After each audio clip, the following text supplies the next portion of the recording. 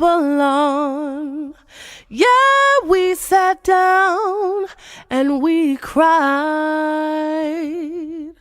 when we remembered Jerusalem. We were sick, Lord, near to dying. Oh,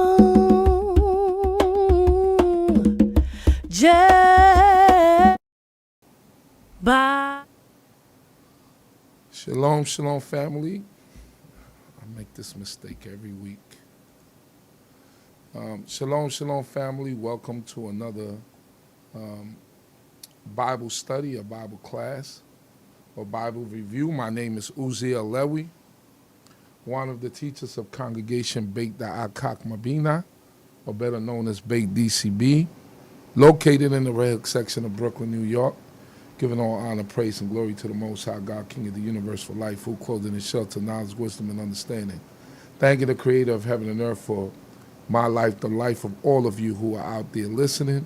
I pray that the Creator of heaven and earth will continue to bless and watch over each and every one of us, the sick, the poor, the needy, the destitute, the fatherless, the widow, that the Most High God will put his blessing hand upon each and every one of us, and that he will look over us and bless us, protect us, keep us, guide us, and even keep us away from all harm seen and unseen. We pray that on this day, the Most High God would allow us to lead his people in a righteous manner, lead them in a path of righteousness, and not misguide anyone. And if we make any mistakes, or if we have made any mistakes, that the Most High God would even bless us, so Yah, to correct them, or to catch them, or to not make any mistakes whatsoever. So we thank you all once again for being with us, and I pray that the Creator of heaven and earth will continue to bless, keep, and guide us. So today, as you see the topic, we are episode 93, and we will be covering Isaiah chapter 53, who is the suffering servant of Isaiah 53. So we've been leading up to this particular chapter, which is a chapter of controversy for some, by reading, if you follow up, if you go back to the previous episodes, we started Isaiah from chapter 40, and we've reached all the way to this point to be able to get to a foundation or an understanding of who this servant is in Isaiah chapter 53. So for that, I'm going to pass it on to my brother, Rabbi Chief Binyamin, so that he could proceed with the chapter for today, which is Isaiah chapter 53. How are you, Rabbi? I'm doing good. Praise and honor to the Most High God for all of our lives and this opportunity that he is giving us to open up his word this day.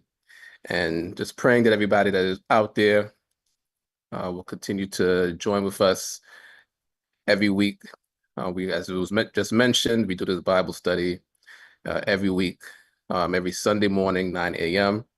and more. We are approaching 2 years of our Bible study, so praise and honor to God for that and allowing us to, all of us, take on this journey, traversing the Bible through various topics, various subjects.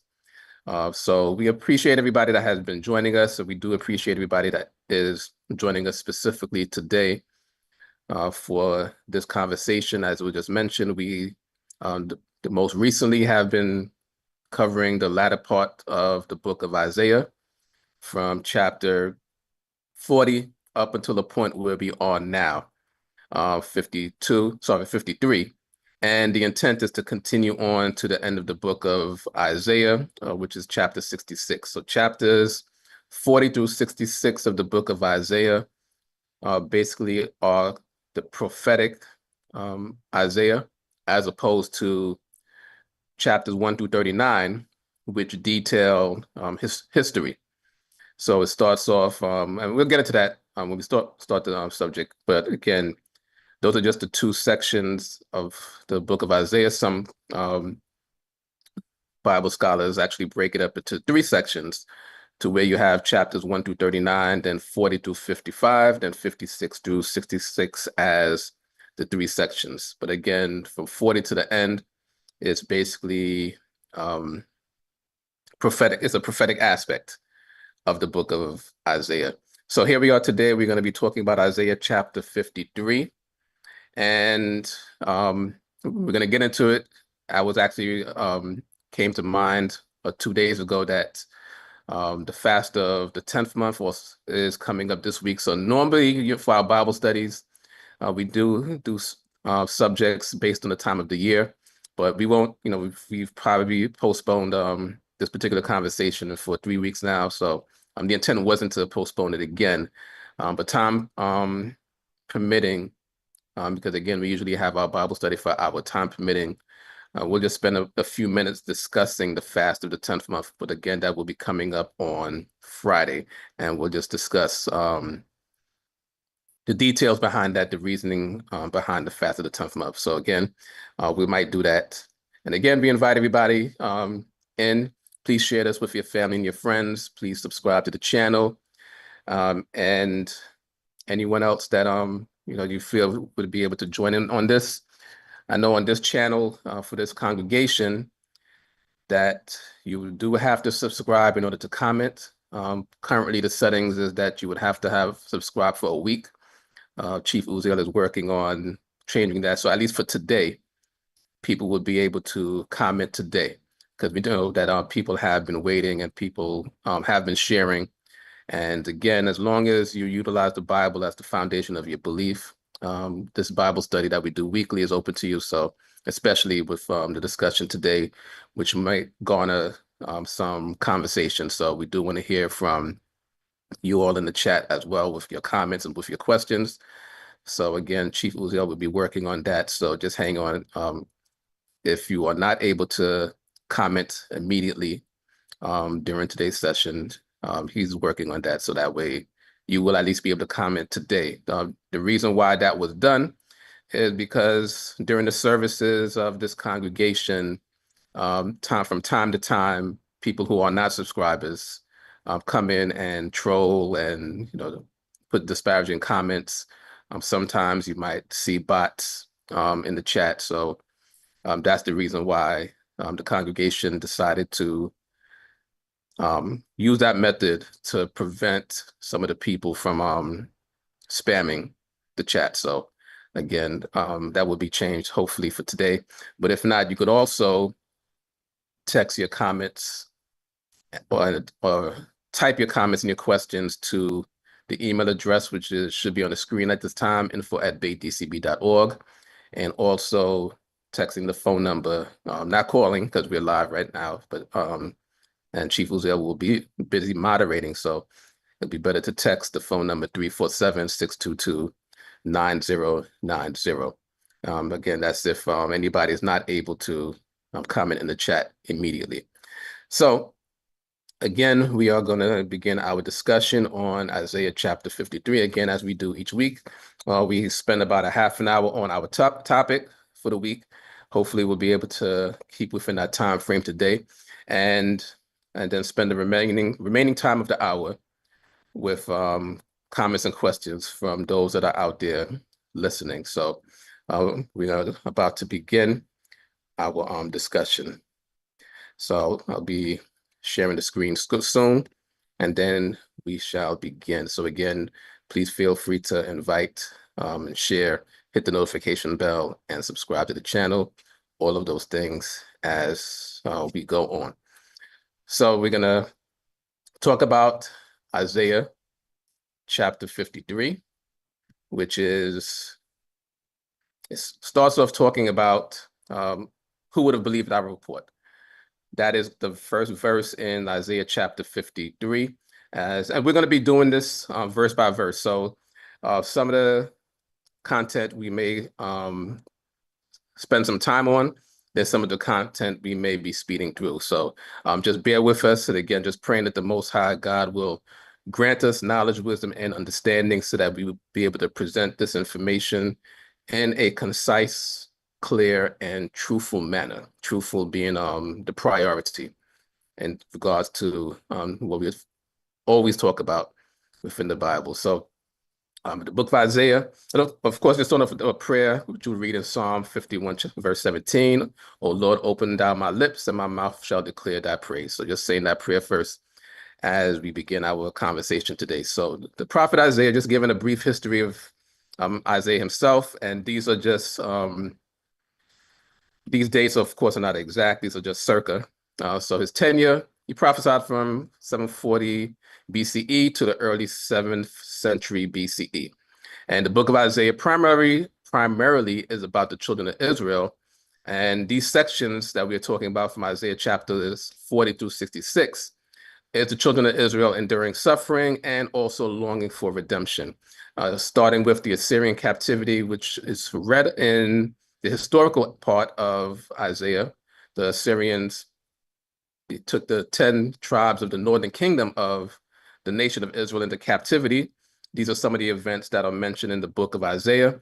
The book of Isaiah also speaks about Babylon, even before they came into the territory of Judah to surround Jerusalem, siege the territory. So that is also detailed or prophesied in the book of Isaiah. So, and it also talks about the Babylonian exile, which is a result of that siege, and Nebuchadnezzar and his army entering into the southern kingdom of the children of Israel. The themes that we will read primarily in the latter parts or the latter chapters of the book of Isaiah deal with comfort, hope, and the eventual restoration of the children of Israel. Now, the language, not just speaking about the actual language that the book of Isaiah was written in, which is the Hebrew language, and we'll be covering some Hebrew topics as we go along, but just the overall style of the language of this book is poetic, or this section of the book, not just the entire book. This section of the book from chapters 40 through 66 is basically in poetic language. It's prophecy, and a lot of metaphors, a lot of allegory is used throughout these chapters, referring to the children of Israel themselves and also the surrounding nations and communities. So now, in order to understand Isaiah chapter 53, it must be known that you actually start from Isaiah chapter 52, verse 13. When the scrolls of the books of the Old Testament, of the Holy Scriptures were written, they were not written with chapter and verse breakdown. That is a later invention in order for us, as we read the Bible in today's time, to be able to find passages easier. But again, the scribal writers of the Bible were writing everything as one text. So now the context is very important in us to understand anything that we read within the Bible. So again, with Isaiah chapter 53, it actually begins in 52 verse 13, which says, "Behold, my servant shall prosper. He shall be exalted and lifted up and shall be very high. According as many were appalled at thee, so marred was his visage unlike that of a man, and his form unlike that of the sons of men. So shall he startle many nations. Kings shall shut their mouths because of him. From that which had not been told them shall they see, and that which they had not heard shall they perceive." So these are the concluding verses of Isaiah chapter 52. Now, also what is important for us to understand is when we're reading the Bible, who is speaking and who is being spoken to. Of course, we know that the Bible is the word of God. We also acknowledge that the Bible is a history of the children of Israel specifically. It's also a history of what is taking place around and within the children of Yisrael's territory. So again, we read about the creation of the heavens and the earth up until, for dealing with the Holy Scriptures, up until the Babylonian exile, and also details of the children of Israel within Babylon, and also books such as Esther, which talk about the Persian exile, and then also the restoration of the children of Israel for the rebuilding of the house of God, which was detailed in the books of Ezra and Nehemiah. And also they coincided with prophets such as Zechariah up until Malachi. So it's very important for us to understand who was speaking and who was being spoken to. So based on this collection of verses, we see that God is speaking. And also as a note, the verses that we'll be going through, the translation would be the JPS 1917 edition.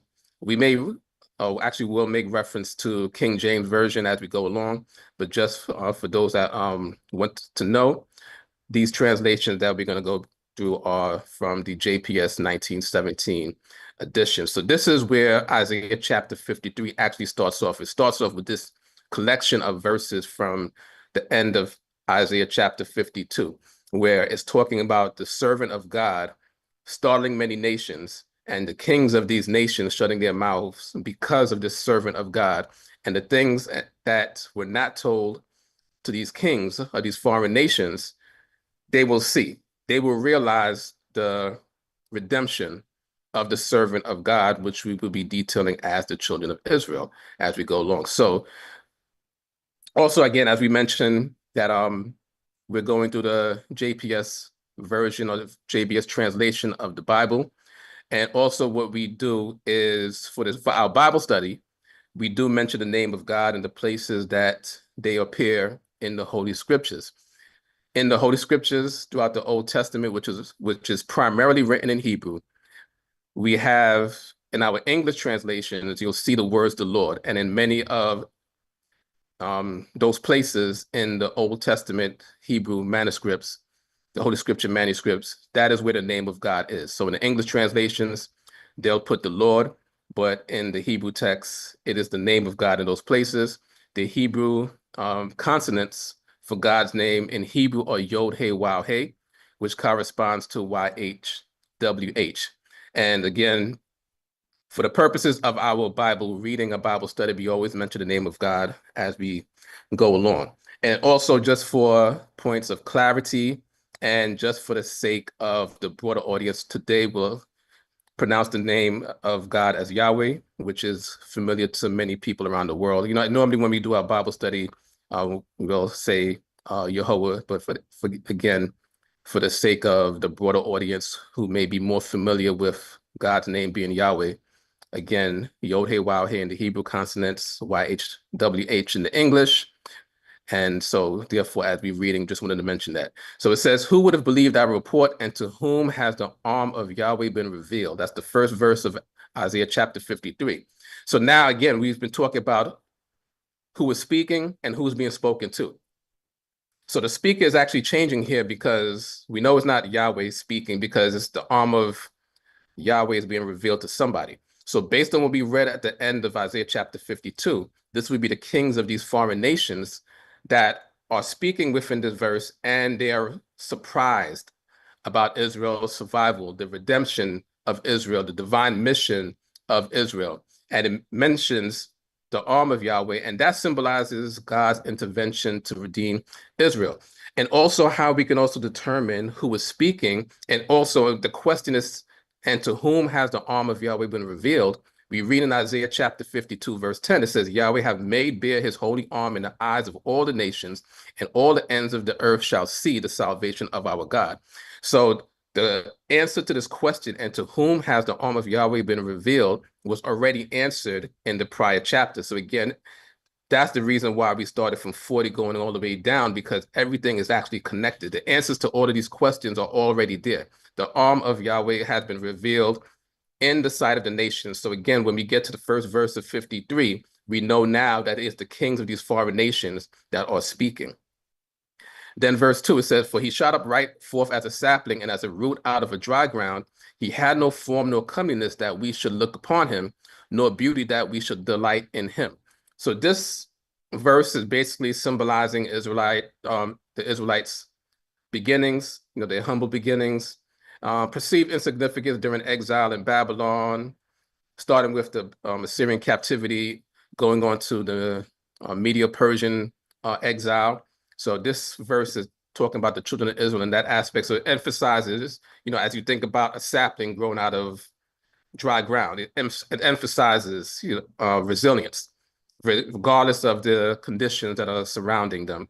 So a sapling, again, growing up out of dry ground. So this highlights the imagery of a sapling as a metaphor for Israel's revival. So again, we see the connection as we continue to go on. Again, starting from chapter 40 up until this point, we know and understand what is going on. It's speaking about the children of Israel. So in verse 3, He was despised and forsaken of men, a man of pains and acquainted with disease, and as one from whom men hid their face, or men hide their face. Apologize for that. He was despised and we esteemed him not. So this reflects the historic rejection of Israel and the suffering through exile and persecution. The nation's failure, or the nations fail to recognize Israel's divine mission, and also correlates to Israel being despised, but ultimately vindicated.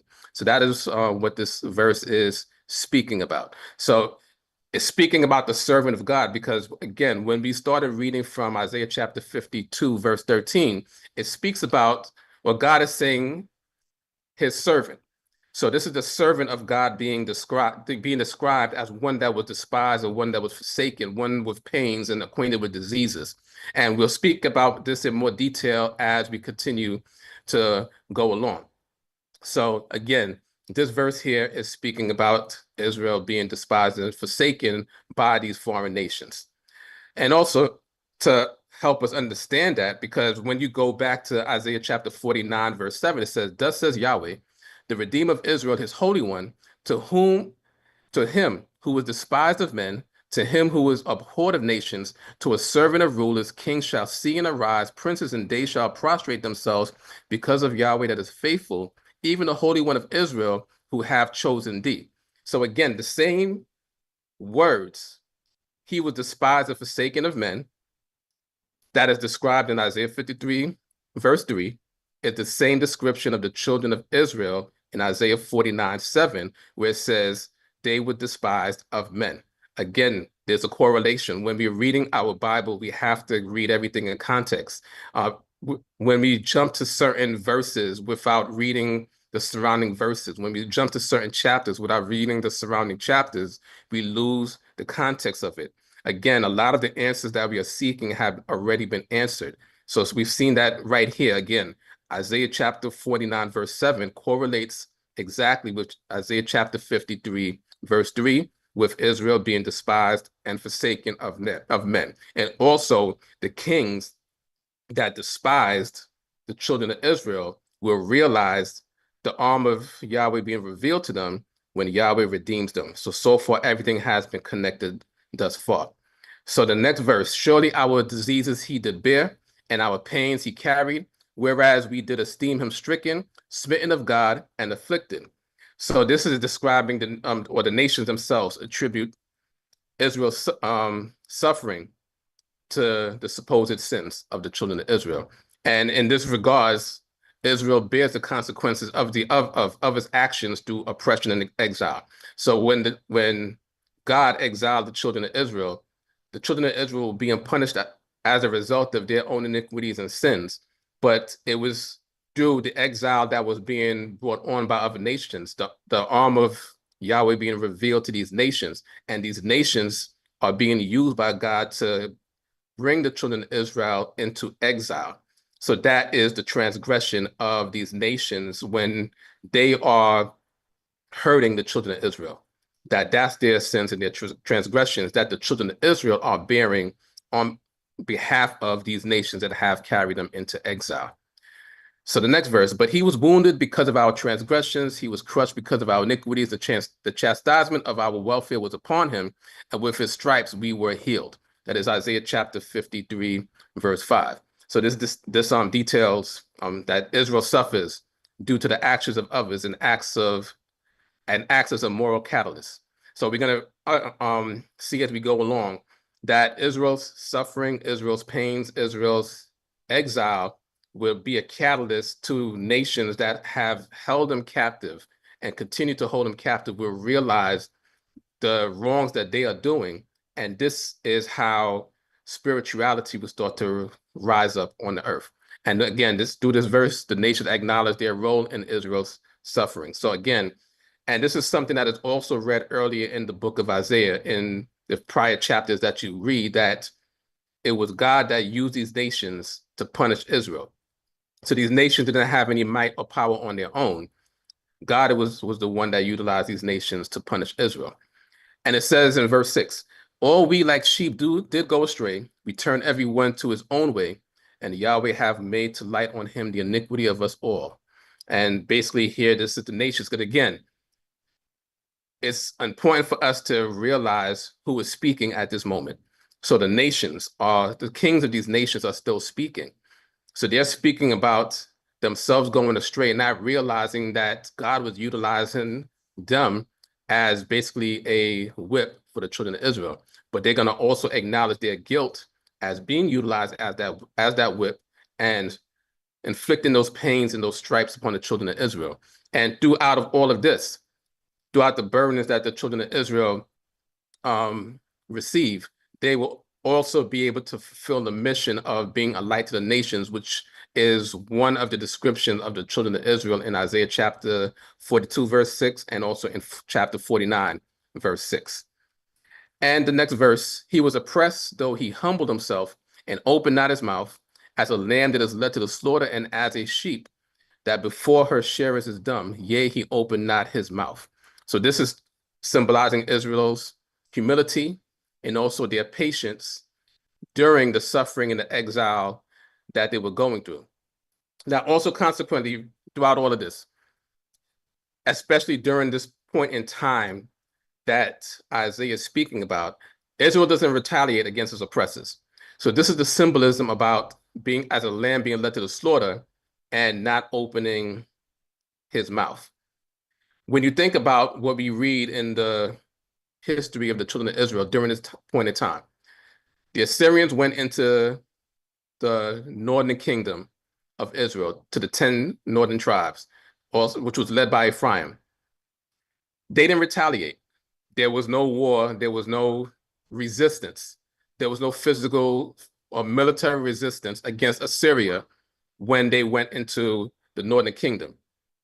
When you think about Babylon, Nebuchadnezzar sent his general and his army into the southern kingdom of Israel, into Judah. They surrounded Jerusalem. They laid siege to Judah. The famine set in. The Judeans didn't retaliate through any military force. They stayed in the city. They locked themselves in. They did not retaliate. And eventually they went into captivity in Babylon.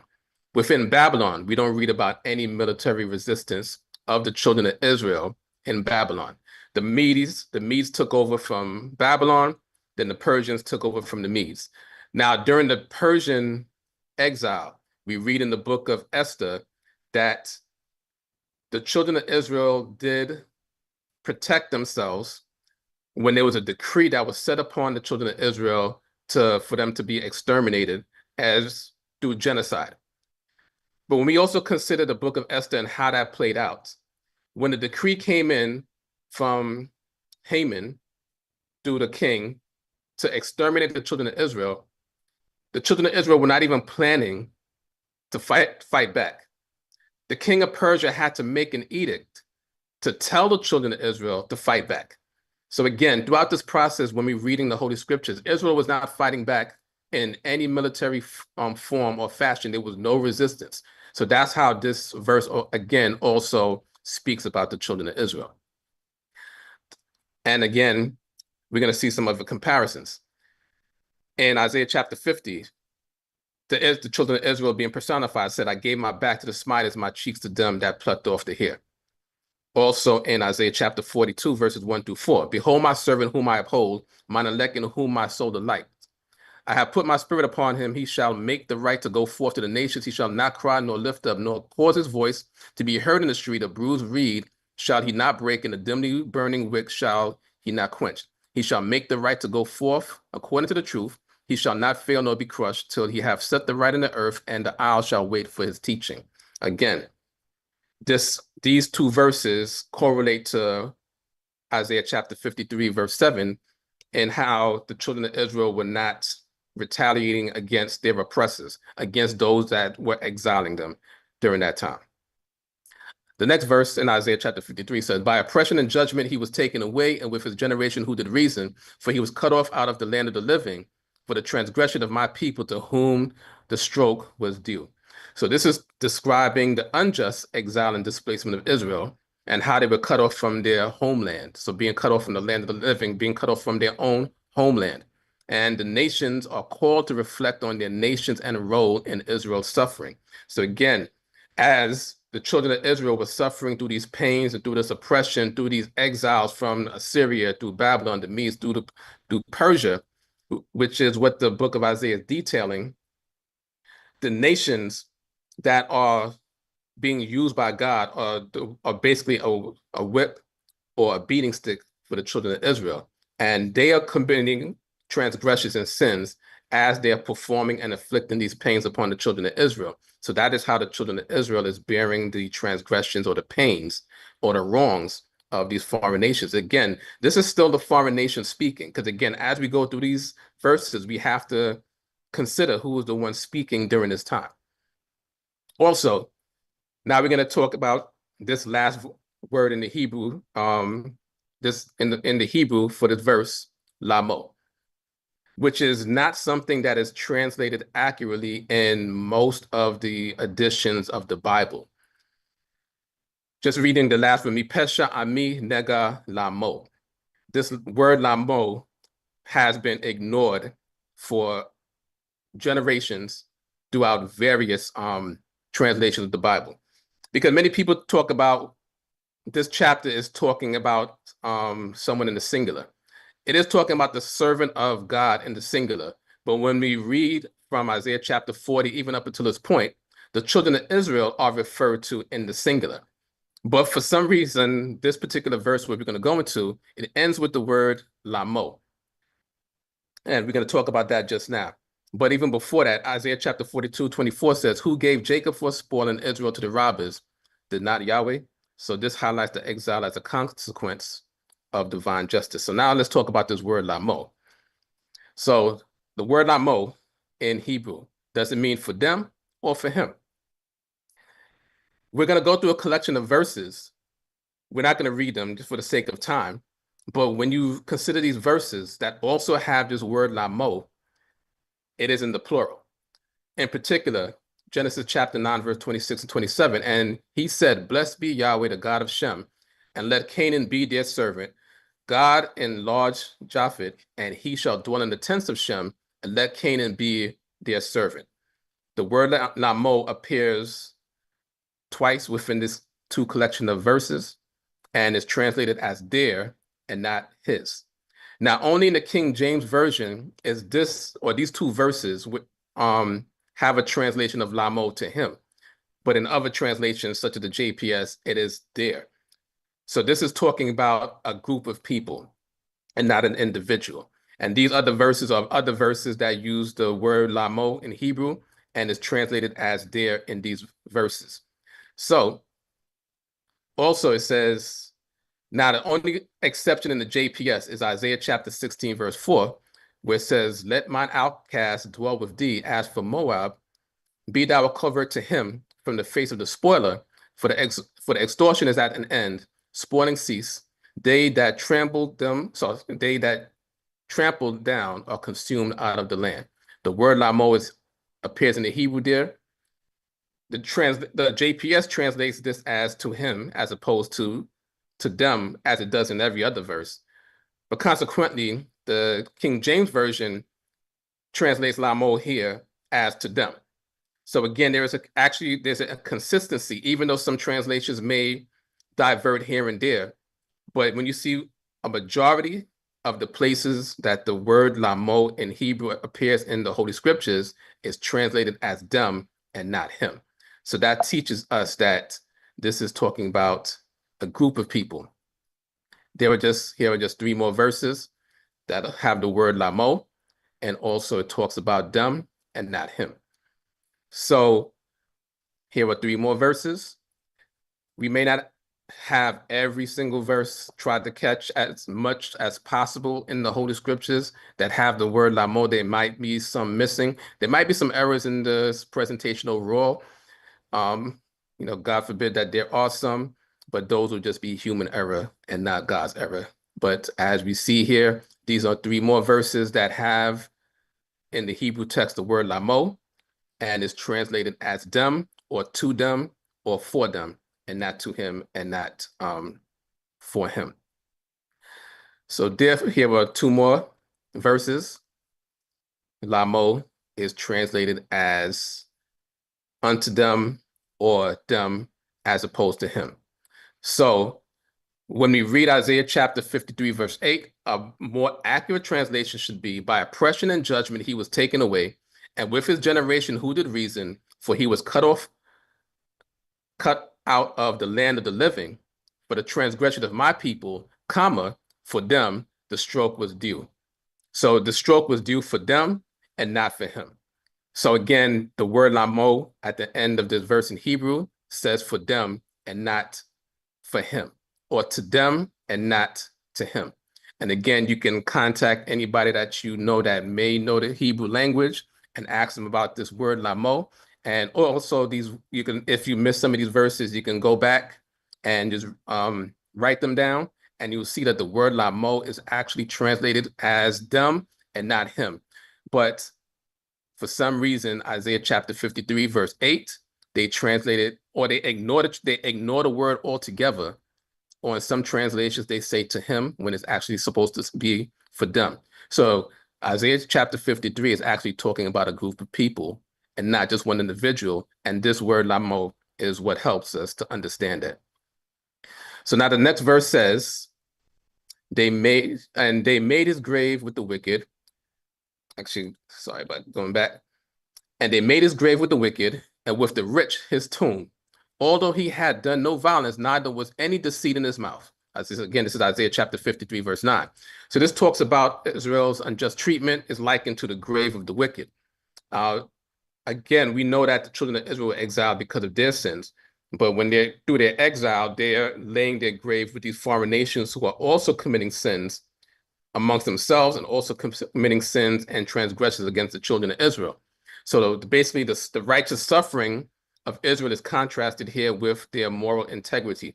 And again, we read earlier, the exile of the children of Israel, they went into without any resistance, without any military resistance, which is likened to them not opening their mouth against those who are oppressing them. Because whether knowingly or subconsciously, the realization is that the punishment is actually coming from God and not coming from these nations that are coming against them. So therefore, there was no resistance being given during this time, but they laid their grave with the wicked during, amongst these foreign kings as a result of their own iniquity. Verse 10 in Isaiah chapter 53 says, yet it pleased Yahweh to crush him by disease, to see if his soul would to see if his soul would offer itself in restitution, that he might see his seed, prolong his days, and that the purpose of Yahweh might prosper by his hand. So this is talking about Israel's suffering. Israel's suffering fulfills a divine purpose.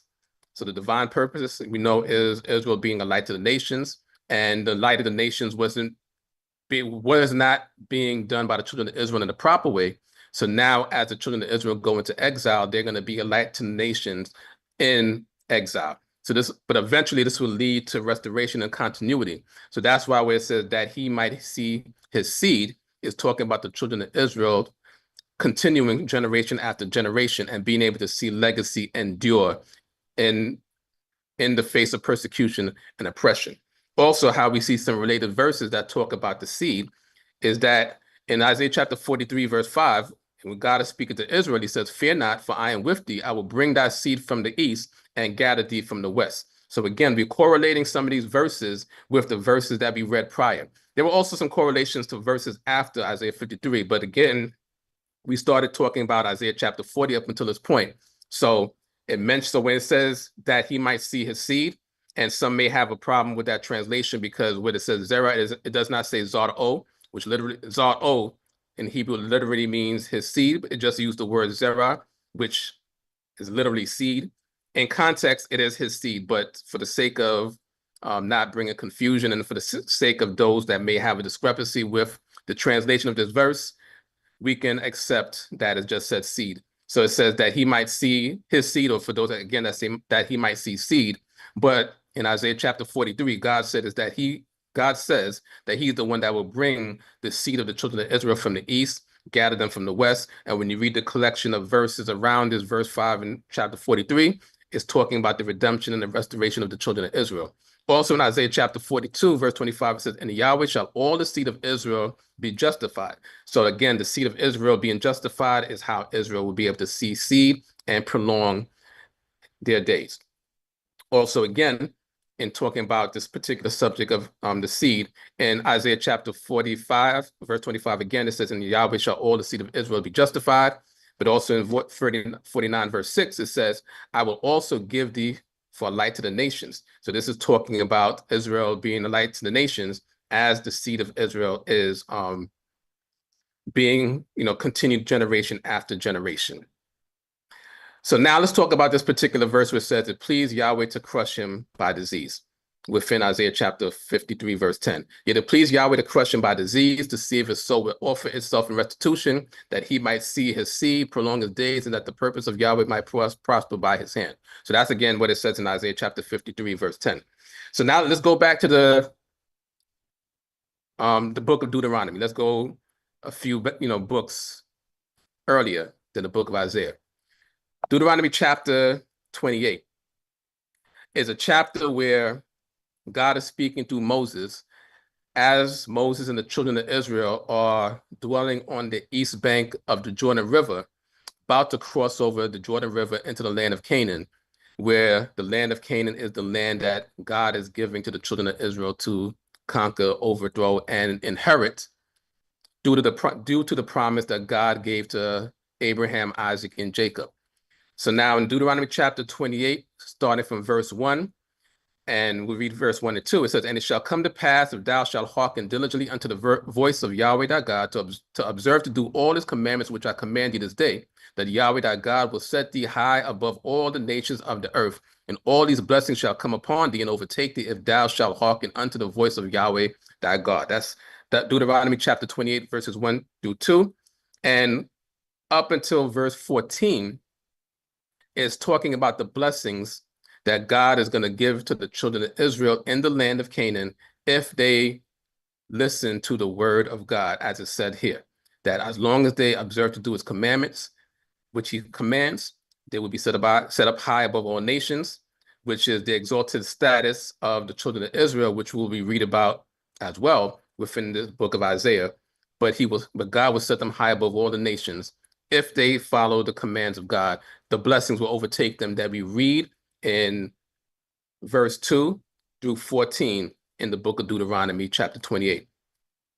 However, starting in verse 15, it says, "But it shall come to pass, if thou wilt not hearken unto the voice of Yahweh thy God, to observe to do all his commandments and his statutes which I command thee this day, that all these curses shall come upon thee and overtake thee." So now from verse 15 to verse 68, in the book of Deuteronomy chapter 28, there is a list of punishments, curses, that the children of Israel will endure if they don't obey the voice of God and follow his commandments. Among that is this. Starting from 58. "If thou wilt not observe to do all the words of this law that are written in this book, that thou mayest fear this glorious and awful name, Yahweh thy God, then Yahweh will make thy plagues wonderful, and the plagues of thy seed, even great plagues, and of long continuance, and sore sickness, and of long continuance. And he will bring back upon thee all the diseases of Egypt, which thou wast in dread of, and they shall cleave unto thee also every sickness and every plague, which is not written in the book of this law. Them will Yahweh bring unto thee, until thou be destroyed, and ye shall be left few in number, whereas ye were as the stars of heaven for multitude, because thou didst not hearken unto the voice of Yahweh thy God." Pay attention to this verse right here. "And it shall come to pass that as Yahweh rejoiced over you to do you good and to multiply you, so Yahweh will rejoice over you to cause you to perish and to destroy you, and you shall be plucked from off the land whither thou goest in to possess it." This sounds exactly as it says in Isaiah chapter 53, verse 10, where it says, "Yet it pleased Yahweh to crush him by disease." But continuing in Deuteronomy, "And Yahweh shall scatter thee among all peoples, from the one end of the earth even unto the other end of the earth, and there thou shalt serve other gods which thou hast not known, thou nor thy fathers, even wood and stone." That is Deuteronomy chapter 28, verses 58 through 64. Paying attention to that verse 63, where if the children of Israel will follow the commands of God, he will rejoice to do them good and multiply them. However, as it starts off in verse 15 of this chapter, Deuteronomy 28, if they don't listen, then Yahweh will rejoice over them to punish them as a result of their disobedience. And it mentions in the verse prior to that we just read, through plagues, through sickness, through disease. This verse here correlates exactly with Isaiah chapter 53, verse 10, where Yahweh was pleased to crush the children of Israel by disease. So let's continue on. Verse 11 of Isaiah chapter 53. Of the travail of his soul he shall see to the full, even my servant, who by his knowledge did justify the righteous one to the many, and their iniquities he did bear. So this concept of the children of Israel, or the servant of God, or the individual being spoken about bearing the sins or iniquities of others, is something that has been continued on throughout the book of Isaiah 53. And we see how this bearing of the sins is as a result of the children of Israel going into exile and bearing the punishment of other nations who are inflicting these punishments upon them by oppressing them and bringing them into exile. So the nations start to realize Israel's suffering and its role in inspiring repentance, justice, and righteousness. So the nations will eventually start to repent and realize the wrong that they have done to the children of Israel. So Israel is vindicated as the righteous one through its endurance of suffering. So now this verse introduces the word servant within this chapter. But we read in the beginning of our presentation where God is talking about his servant. So who is the servant of God? From Isaiah chapter 41 and various verses up until Isaiah chapter 53, starting with Isaiah 41, 8 and 9, it says, "But thou, Israel, my servant, Jacob, whom I have chosen, the seed of Abraham, my friend, thou whom I have taken hold of from the ends of the earth, and called thee from the uttermost parts thereof, and said unto thee, thou art my servant, I have chosen thee, and not cast thee away." So again, even from Isaiah chapter 41, verses 8 and 9, the servant of God is Israel, also known as Jacob, because again, Jacob being the grandson of Abraham, Jacob, when we read in the book of Genesis, his name was changed to Israel. So you'll see the name Jacob and Israel being interchanged, but the nation is called the children of Israel, but is also referred to Jacob in various places in the Holy Scripture, especially within these chapters. So also in Isaiah chapter 42, behold my servant. It doesn't mention Israel or Jacob there, but in context, when we read from Isaiah chapter 41, and we have to read everything in continuity, we see that the servant is Israel. So these verses, we're not going to read them again in the interest of time. But again, these verses are there for people to take note of. You can always go back to it where it says that Israel is the servant of God, or it mentions Jacob as the servant of God. So here are some more verses. 3 more verses where it talks about Israel or Jacob being the servant of God. But we'll read this one, 43 verse 10. "You are my witnesses, says Yahweh, and my servant whom I have chosen, that you may know and believe me and understand that I am he. Before me there was no God formed, neither shall any be after me." That's a very important verse to understand, that there is no God beside Yahweh. And that is the point that God is trying to enforce within the minds of the children of Israel. But this verse starts off saying that you, my witnesses, which is in the plural, says Yahweh, and my servant, which is in the singular. So the servant in the singular doesn't mean that it's not talking about the children of the Israel as a whole, because all of these verses where it talks about my servant, it's talking about the children of Israel in the singular, even though we know that the children of Israel or the nation of Israel are a group of people. So here's some more verses that mentions Israel as the servant. And then here are some more verses that talks about Israel as the servant of God. We read particularly Isaiah chapter 45, verse 4. "For the sake of Jacob, my servant, and Israel, mine elect, I have called thee by thy name. I have surnamed thee, though thou hast not known me." And also some more verses, a few more verses in Isaiah chapter 49 from verse 3 to 7, where it mentions specifically that Israel is the servant of God. Also talks about the servant of God eventually being servant to rulers, to where kings shall see and arise princes. We read this earlier, again, to him who is despised of men. So where it talks about in Isaiah, this individual being despised of men, again, the servant, as we read in Isaiah chapter 53, verse 11, correlates to what we read earlier in Isaiah chapter 49, the servant being Israel and also being despised of men. Everything is being connected as we read along. And here are a few more verses in the book of Isaiah where it references the servant. And we see here in context that the servant is Israel. Verse 12 in Isaiah chapter 53. Therefore will I divide him a portion among the great, and he shall divide the spoil with the mighty, because he bare the soul unto death and was numbered with the transgressors. Yet he bore the sin of many and made intercession for the transgressions, for the transgressors. So we see that the children of Israel bearing these sins of the others, of these foreign kings, is what's going to eventually lead to exaltation and recognition. And the bearing sin, again, it refers to enduring persecution. And what this does is inspire nations to repentance. And also this verse talks or describes Israel's role as a moral example to other nations. So now the children of Israel going into exile, as we read in Deuteronomy chapter 30, how the children of Israel get out of exile, and also it's read in Leviticus chapter 26. The method of the children of Israel getting out of exile is by returning to God, by acknowledging the blessings and the curses that have been laid forth, as is specified in Deuteronomy chapter 28, returning to God. And as the children of Israel return to God, they will lead other nations to return to God as well. That's how Israel fulfills their role of being a light to the nations.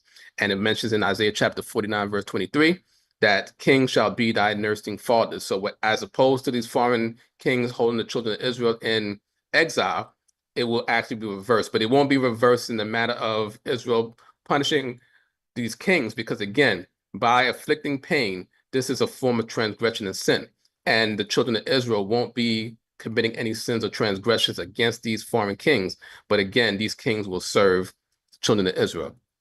It also says in Isaiah chapter 51, verse 22, behold, I have taken out of thy hand the cup of staggering. So where the children of Israel were staggering because of the exile, they will be taken out of that by God. And also it says, well, actually that is the conclusion of the book of, or the chapter of Isaiah chapter 53. So now just taking everything in context and speaking about everything that we've read so far from Isaiah chapter 40 up until this point, but of course, adding 2 more chapters to that, the servant is consistently referred to as Israel within these chapters and even beyond, because again, we're going to continue in the book of Isaiah up until chapter 66. Now, this chapter in particular talks about Israel's collective suffering, resilience, and divine purpose. The divine purpose being the light to the nations. The collective suffering of the children of Israel is what inspires the nations to repentance. And also this suffering also inspires global transformation, or basically as the children of Israel are being redeemed, so will the nations of the earth be redeemed. So the end of the matter, all having been heard, fear God and keep his commandments, for this is the whole man. For God shall bring every work into judgment concerning every hidden thing, whether it be good or whether it be evil. And that is from Ecclesiastes chapter 12, verses 13 and 14. So again, at this time, we thank God for this opportunity to open up his word. We appreciate those that have joined us this day. We appreciate those that will be watching later on. We appreciate those that will be sharing. We appreciate those that will be commenting. We'll open up to questions and comments at this time. But again, we just want to thank God for this opportunity and praying that he will enlighten all of us to truth. As we do this Bible study week by week, you will only hear 2 voices, but this is a collective study. We are all here to learn. Those that are speaking, we are learning, and those that are out there in the chat, we hope that you all are learning as well. And we pray that the Most High will grant us all the knowledge, wisdom, and understanding, so that he may teach us and that we may follow his word. And that's, again, one of the goals of our Bible study. So continue to join us week by week as we have our Bible study. So we'll open it up for those that have any questions and those that may have any comments at this time. And I don't know if Chief Uziel was able to change the setting on that. It was open. It was open. So that if you joined today, you should be able to comment today. And this will also bring some pressure on our. You don't even have to subscribe. You could just. Okay. You could just comment. You didn't have to wait, no delay, anything. So again, hopefully, so as he mentioned, it's open, but people can also email this congregation at info@DCB.org, or you can send a text. Oh, that's a typo right there. So it's 347-622-9090 as opposed to 346 that's on the screen, but that's an accident. So I'll take that off right now so people don't get confused. So you'll see that it's actually 347-622-9090. That's the number you can text or email info@DCB.org. But as we are live, you could also comment in the chat. So again, we appreciate everybody that's joining us, and we'll leave it up to Chief Uziel to moderate the discussion, which went well over the 30-minute limit that we normally do, but we'll spend some time for any questions or comments from those that are out there. Hallelujah. So Rabbi, you know you made a lot of people mad, so we're going to start. From Stephen Van Vuren. So you're going to deny the single servant branch who clearly is not Israel? That's a question. That's actually a question. I don't know if you want to answer that. So there's not as we've been reading, and again, I'm just praying that the Most High would give us all understanding. There's not a denial of the single servant.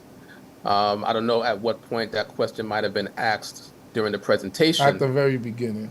So there was a collection of verses from Isaiah chapter 41 up until 43, where the servant specifically or explicitly had been mentioned as Israel, and that is in the singular.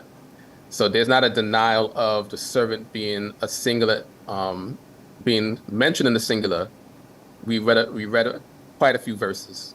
So again, hopefully that question was answered as we went along within the presentation. But we read quite a few verses from Isaiah chapter 41 to Isaiah chapter 53, where the servant in the singular is Israel. So the same person writes, in chapter 43, it clearly includes witnesses from all nations who are also called chosen servants and witnesses. Read that. What verse again? No, he says in Isaiah chapter 43, it clearly includes witnesses from all nations who are also called chosen servants and witnesses. That's not a question. He was just making comments. Okay, so in Isaiah chapter 43, so the only verse that mentions the word witnesses is Isaiah chapter 43, verse 10. And we did go over this earlier. It says, "Ye are my witnesses," says Yahweh, "and my servant whom I have chosen, that ye may know and believe me and understand that reinforces your point. I didn't understand that. That I am he. Before me there was no God formed, neither shall any be after me." And then in verse 11, "I, even I, am Yahweh, and beside me there is no Savior." Continuing on, "I have declared, and I have saved, and I have announced, and there was no strange God among you. Therefore you are my witnesses, says Yahweh, I am God." And it continues, "Yea, since the day was I am he, and there is none that can deliver out of my hand. I will work, and who can reverse it? Thus says Yahweh, your Redeemer, the Holy One of Israel. For your sake I have sent to Babylon, and I will bring down all of them as fugitives, even the Chaldeans in the ships of their shouting. I am Yahweh, your Holy One, the Creator of Israel, your King." So the witnesses here is Israel and is not of a nation. Right. I think if you go to the top of that chapter. I was just going, yeah. From the beginning it says, "But now thus says Yahweh that created thee, O Jacob, and he that formed thee, O Israel, fear not, for I have redeemed thee. I have called thee by thy name, thou art mine." Mm-hmm. So this chapter is still talking about Israel. Right. Israel is a subject. Let's read verse 3. "For I am Yahweh thy God, the Holy One of Israel, thy Savior. I have given Egypt as thy ransom, Ethiopia and Seba for thee." So the redemption is not Israel and other nations. Other nations we see here are being ransomed on behalf of the children of Israel, including Babylon, which it mentions later on.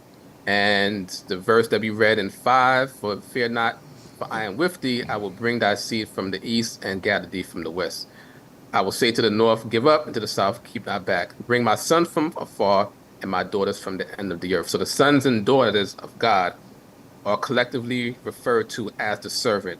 And we realize that the servant is the children of Israel. Yes. I'm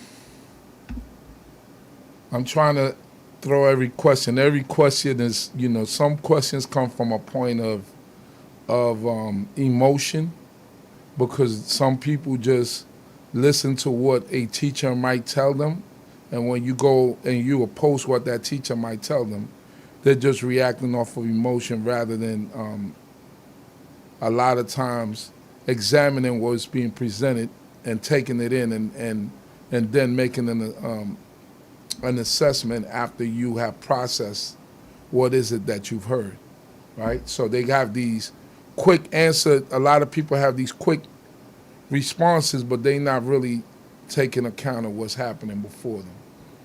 Things they don't discuss in church. Doesn't Malachi chapter 2 verse 15 confirm the Hebrew Sarai can refer to spiritual seeds?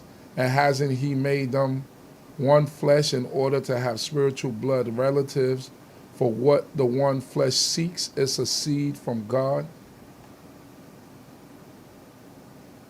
So that's referring to Malachi. What's the chapter that they gave? Chapter 2, verse 15.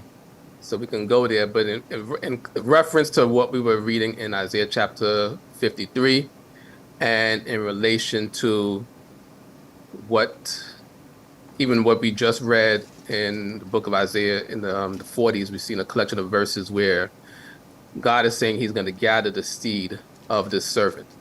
So just putting everything in context, then it would appear that, at least in that instance, it is a physical seed.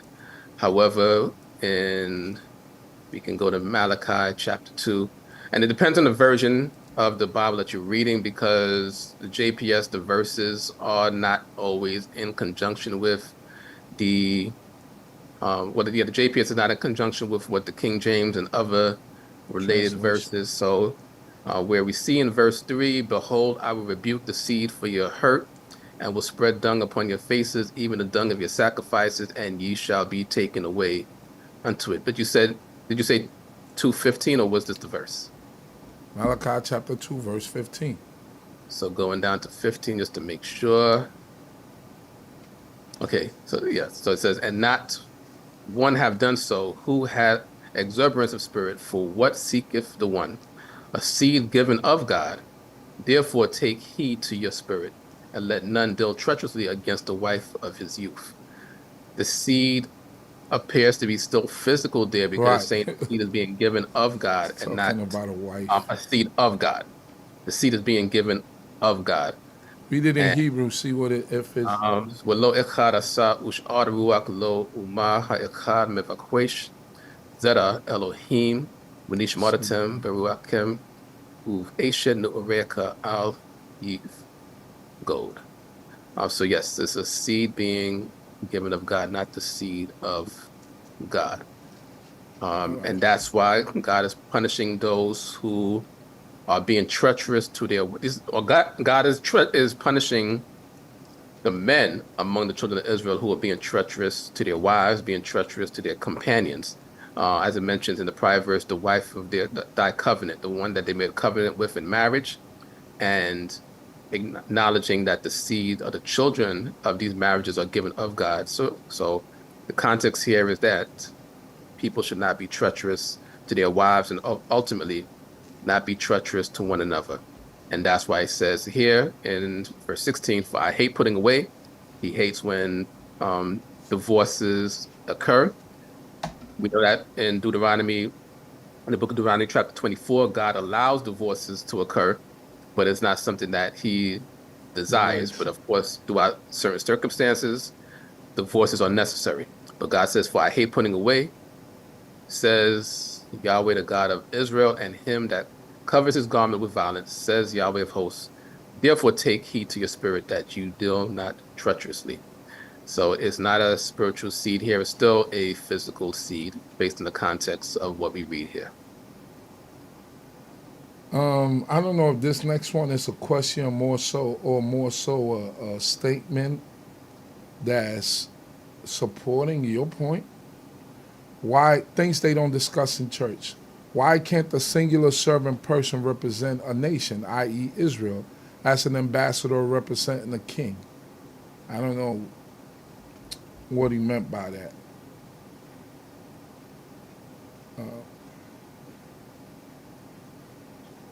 Kesed Sarangi Yah question. House of Wisdom, they taught a lesson on Shabbat. Is it a real Bible topic? There is a rapidly growing congregation that teaches some topics that sound deeply wise yet different. I'm not sure if that's a question you can answer.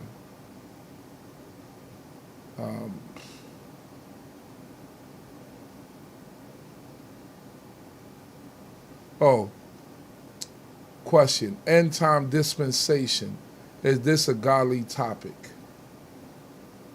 Sure. In terms of a topic that we could talk about in the future, yes. Okay.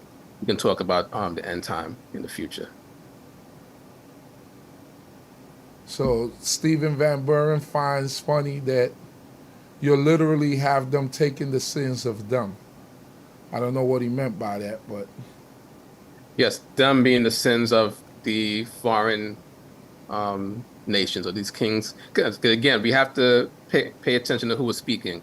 So once we realize who was speaking, then that helps us to understand the overall context of what is being done. So if it says, our report, and things such as that, then is talking about a group of people, but the context from we read in Isaiah chapter 52, starting from verse 13, this is a report that is being given by the kings who are startled of the fact that the children of Israel are being redeemed. And actually, they didn't realize who the children of Israel were.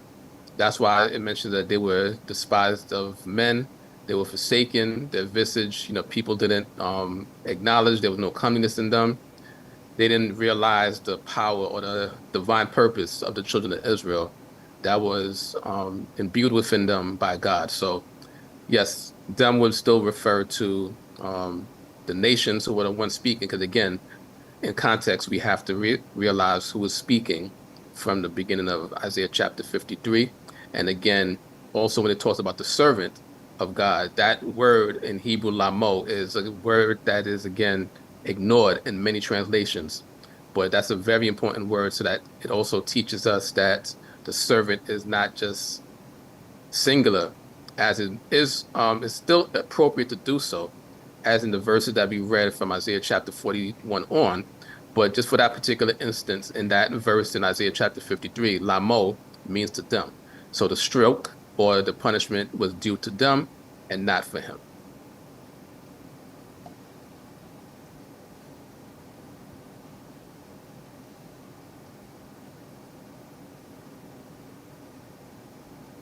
it's the same guy, Stephen Van Buren, is saying he's pointing out your problems now. Your problem is that there are many singular pronouns and you picking only one. The rest of the pronouns cannot have this excuse.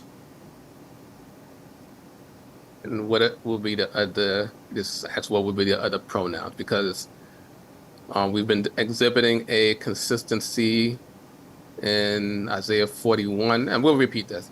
Right. We're exhibiting a consistency in Isaiah chapter 41, where the servant is singular and referring to Israel. So there is not a point where we've changed the plurality of the servant. The thing is that you're not twisting it to fit the narrative that he wants it to fit. So It's continually the servant in the singular from Isaiah chapter 41 onwards. Now, when we mention the verse where it has the word lamo, the word servant is not there. And also that is the kings of these foreign nations speaking. So that when it says, it says the transgression or the stroke was due to them, it's saying as opposed to us. So again, that's the reference point of the nation speaking at that point, and you are the ones that use the word lamo. So it says instead of for us, it's for them. But then when God starts speaking afterwards, it says, my servant, later on in the book of Isaiah 53, God is the one that continues on with that consistency of referring to the children of Israel as the servant in the singular. So this is not something that, as we are reading, we're trying to change the plurality of what these pronouns.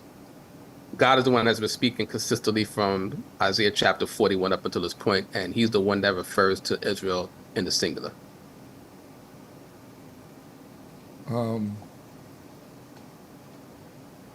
This is a statement, but I don't know if you want to respond to it.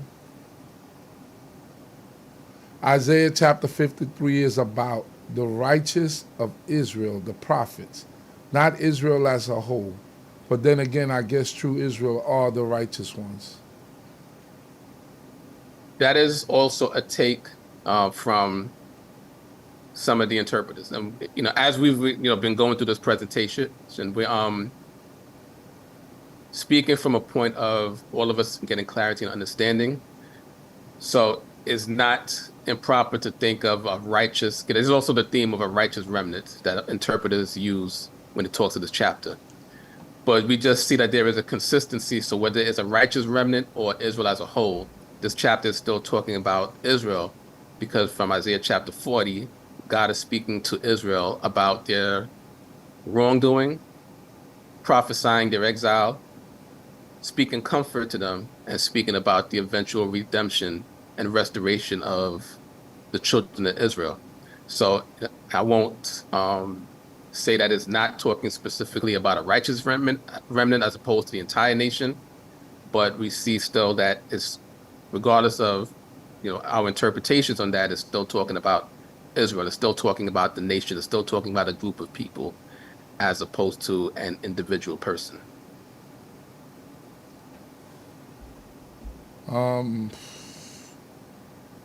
This next one is from Yirmiyahu Dawid ben Yochanan. How can wicked kings and priests of Israel be a servant of Yahweh? Sorry. I don't know if that's for me specifically, or is that a question? It's up there as a question. So how can, so read it again.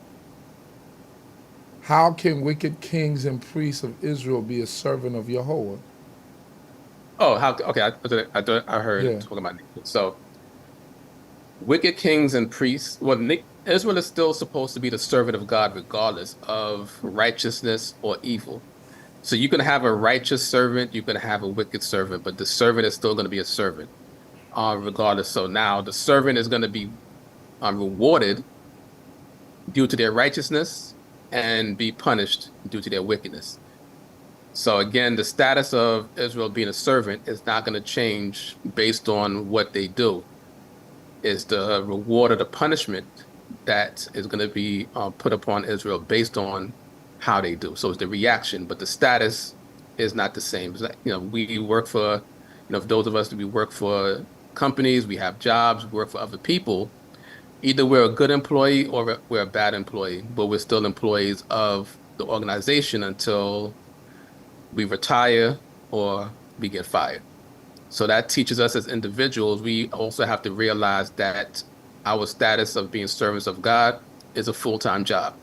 We have to serve God, 24/7. We don't get any days off in our service to God. So we have to make sure that we meditate in his word day and night, because again, he still acknowledges those that seek him as his servant. And more specifically, what we were reading here, he acknowledges the children of Israel as his servant. And just to add to that as well, God made a covenant with Israel via Abraham, Isaac, and Jacob. God does not break that covenant. So no matter what the children of Israel does, the children of Israel will always be servants to God. God is not going to get rid of the children of Israel because of the word that he has spoken. So wicked kings and priests can still be servants of God. They'll just be evil, they'll just be evil priests and kings. This right here, these statements and questions right here. This is from Yakar Abad. Not the whole nation, because the things explicitly stated in chapter 53 does not apply to the whole nation. I guess somewhere That along would there. be more, so we would need more context to talk about Yeah. what the things do not speak about the whole nation, because as we read throughout history, the children of Israel were exiled. So the exile of the children of Israel applied to the entire nation. The punishments that we read that are going to be put upon the children of Israel in Deuteronomy chapter 28, verses 15 through 68, applied to the entire nation. Now, as individuals within the nation, the children of Israel may not exhibit every single punishment that we read from verse 15 to 68 within Deuteronomy chapter 28. But as a whole, those collection of punishments, those collection of curses, which God said would pursue and overtake the children of Israel, would still apply to the entire nation. So in context, we would still be able to see that the chapter 53 in Isaiah would still refer to the entire nation.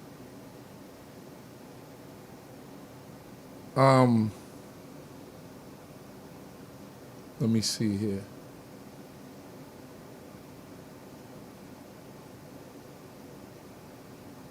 Stephen Van Vuren, can we check more than just one pronoun?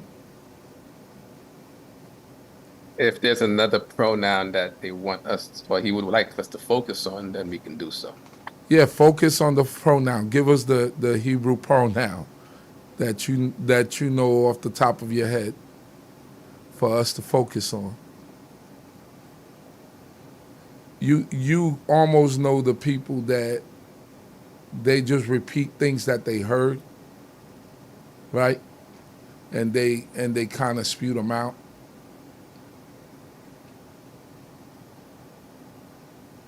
Let me see here. Yakar Abad. But it does apply to people like Jeremiah and Ezekiel and even Isaiah himself, and the things they will go through bearing the sins of others. If we're going to refer to or acknowledge that the persecution of Jeremiah and certain prophets are the bearing of sins, then we could also acknowledge that the children of Israel bore the sins of nations, because the sins that Isaiah and Jeremiah and some of the prophets bore, they were bearing the sins and transgressions of the children of Israel. So that was something that was internal. But with this chapter, Isaiah chapter 53, talking about the servant of God as a whole, then we could see that the nation as a whole is bearing the transgressions of these foreign nations that have taken them into exile and punished them. So the punishment, they are punished from the transgressions of the children. So the children of Israel are punished from the transgressions of other people. And so again, that's how the children of Israel are bearing the sins of others. I'm actually just throwing statements out there so you can answer the statements as they were saying it. It's like this. Imagine being the only student in class doing your work and the whole class is acting bad. When the teacher comes, the teacher punishes the whole class, including you. That's a suffering servant, someone who was doing that, what they were told to do, yet still suffered. And that's a good analogy as well. Because again, the teacher walks in and just sees chaos happen in the class, and the teacher's reaction is just to calm down the chaos, and they're not going to necessarily focus on the individuals that may not be causing the chaos. But unfortunately, from our perception, the chaos is something that overrules the peace. So either something's peace, because even in times of peace, there are individuals that are chaotic, but we acknowledge that there's a time of peace. So vice versa, when it's a time of chaos, we focus on the chaos. And then hopefully through calming down the chaos, we can get to a point of peace. So that's a good analogy when it talks about this chapter as well. You know who've been listening to the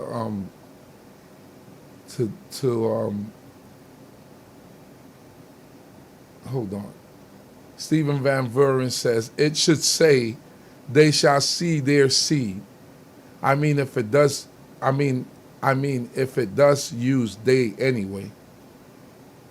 So in that chapter 53, it doesn't give a pronoun. That's why there is some discrepancy in the translation, because it just uses the Hebrew word zerah as opposed to zara'o, which would be his seed. So if referring to that verse alone, it would not be sufficient, because the verse which says my servant is still in the singular.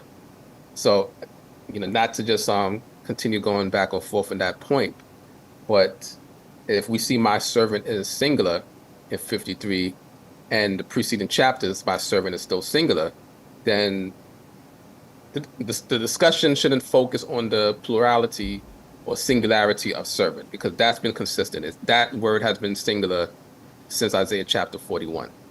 The word servant specifically, that has been singular since Isaiah 41. Why would it change now? So we know it definitely don't say they. The only not for seed, no, sorry, not for seed, not for seed, and not for servant.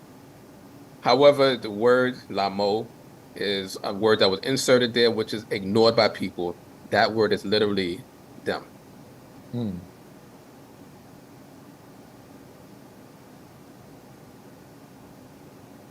Things they don't discuss in church. Please clarify again how you went from Isaiah speaking in chapter 40 to 52 to a Gentile king speaking in chapter 53. Okay, so let's go to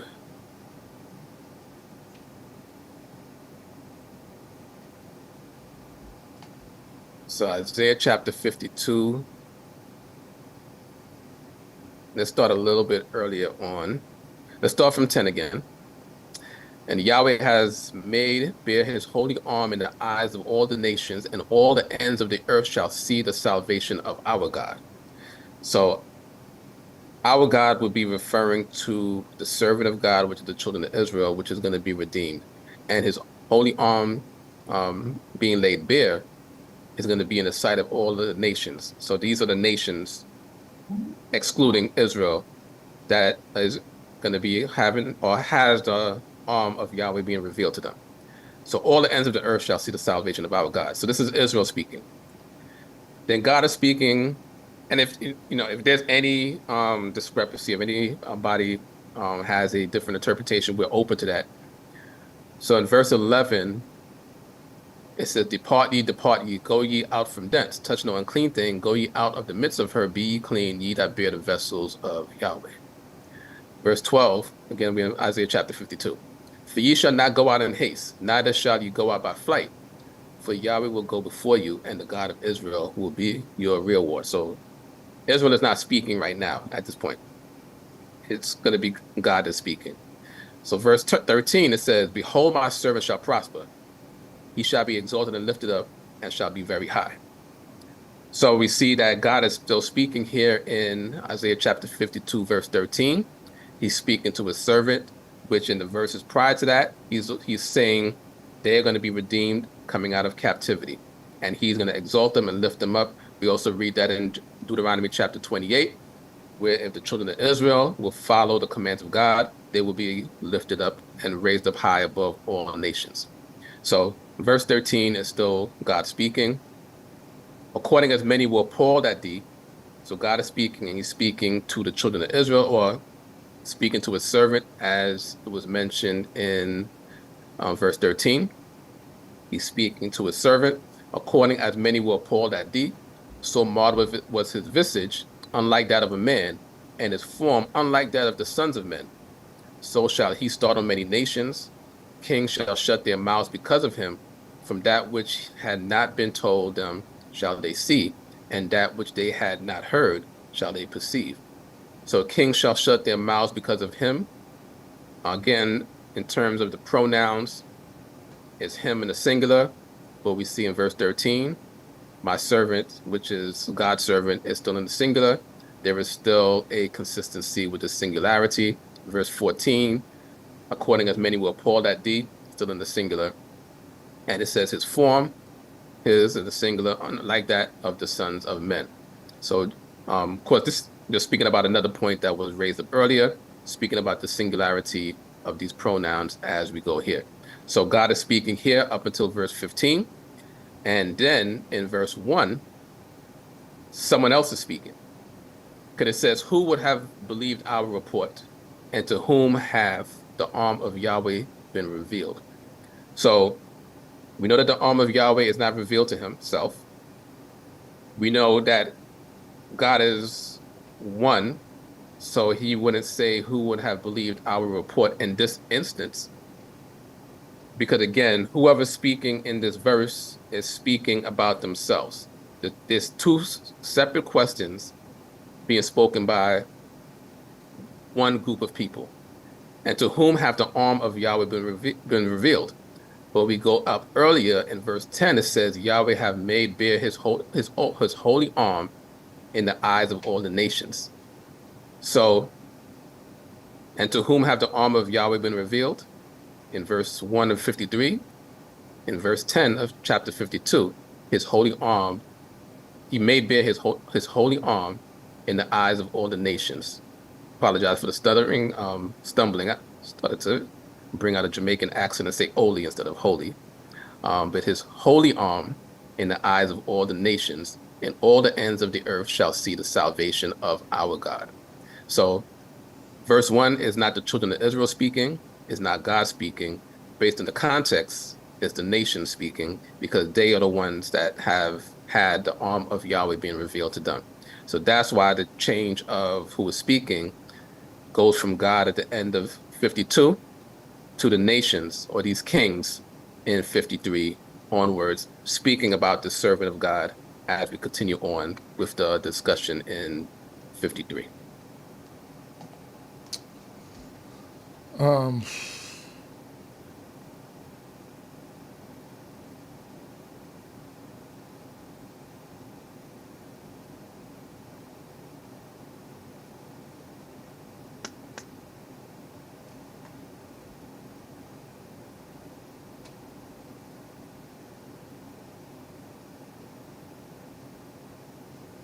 Sister Abi, question. Please define Bemotai and Bemoto concerning death. Read that again. They giving me the English transliteration. So Bemotai, Bemotayu, and Bemoto concerning death. Okay, Bemoto by his death. Okay. Yes. Bemoto is by his death. Let me see if that word is, and if possible, before I answer that, please, if possible, give us a verse, chapter and verse that refers to that. But Bemoto is by his death. Bemotayu will still be the same by his death. Yeah, it would still be the same. But again, I would have to actually look at it in the Hebrew. Just hearing it, and again, based on the question that's being asked, I'm not hearing the difference. But again, if I see it better or hear it more clearer, then I'll probably be able to. Yeah, give us a reference, a chapter and verse.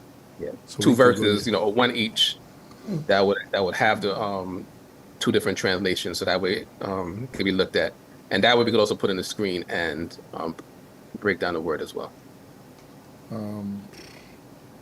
Stephen Van Vern, Isaiah 6:8, also I heard the voice of Yahweh, saying, whom shall I send, and who will go for us? Then said I, here am I, send me.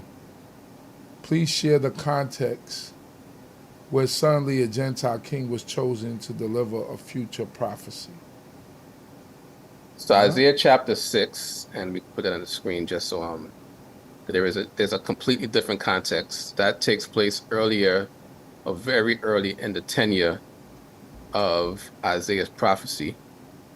And based on the context, we would see that Isaiah is going to be speaking about himself. And he's seeing this, starting from the beginning, he's seeing a vision of God. So in the year that King Uzziah died, I saw the Lord sitting upon a throne, high and lifted up, and his train filled the temple. Again, from the context, we know that he's seeing a vision at this time. There are going to be some seraphim that are mentioning holy, holy, holy is Yahweh of hosts. The whole earth is full of his glory. Some things are going to be happening. And he acknowledges that he is of unclean lips, and he's dwelling amongst the people of unclean lips. And the seraphim, because he says he's seen the king, Yahweh of hosts. Again, this is in a vision. One of the seraphim touches his mouth and lets him know that his iniquity has been taken away. Or God lets him know that his iniquity is taken away. And then he heard the voice of the Lord saying, "Whom shall I send, and whom will go for us?" Then I said, "Here am I, send me." So as Isaiah in this vision, after he's been cleansed, and God is asking this question out in the open within this vision amongst Isaiah and the seraphim that are there in this vision, then the context is that God is speaking to Isaiah, and Isaiah is responding, saying that he is to be sent. And he said, "Go and tell this people." So this people would be the children of Israel. "Go and tell this people, hear ye indeed, but understand not, and see ye indeed, but perceive not. Make the heart of this people fat, and make their ears heavy, and shut their eyes, lest they sing with their eyes and hear with their ears, and understand with their heart, return and be healed." This is that verse is something beyond our conversation for today, but this is where God is sending Isaiah to prophesy to Israel, and he's also letting Isaiah know that the children of Israel will still be stubborn, but Isaiah still has a job to do. And his tenure of prophecy is going to continue on until the children of Israel are removed from the land, but he still has a job to do, even though God knows, just like God told Moses, that the children of Israel are not going to listen to what he's saying to them. What God is saying to those prophets, so specifically Moses and Isaiah for our conversation, but still Moses and Isaiah still had to fulfill their jobs. In the context of Isaiah chapter 6, this is specifically talking about Isaiah and the beginning of his tenure as a prophet being sent by God as he sees in a vision. So please share the context where suddenly a Gentile king was chosen to deliver a future prophecy. That is not something that is written anywhere that we know of within the Bible. And that's also not the context of Isaiah chapter 53. But again, that concept that was just mentioned in the comment is not something that is written, where foreign nations are being sent to do anything in terms of bearing iniquities or sins. That would be the servant of God that would be sent into exile in order for that to happen, based on the context of Isaiah chapter 53. So as we mentioned earlier in the discussion, with everything being in context, what we read in Genesis is going to have a different context than we read in Exodus. What we read in Exodus is a different context than Leviticus. What we read in Leviticus is a different context than what we read in Numbers. What we read in Numbers is a different context than we read in Deuteronomy. And as we're hearing that point, everything has to be taken in context. There are things that are written during different time frames by different people, and God is the only one that lives beyond our existence, what we know as past, present, and future. But when he's speaking to various prophets, he's speaking to prophets about what is happening during their time and prophecies about what's going to happen in the future. So the context has to be taken for what it is, and we're going to be basing things based on consistency.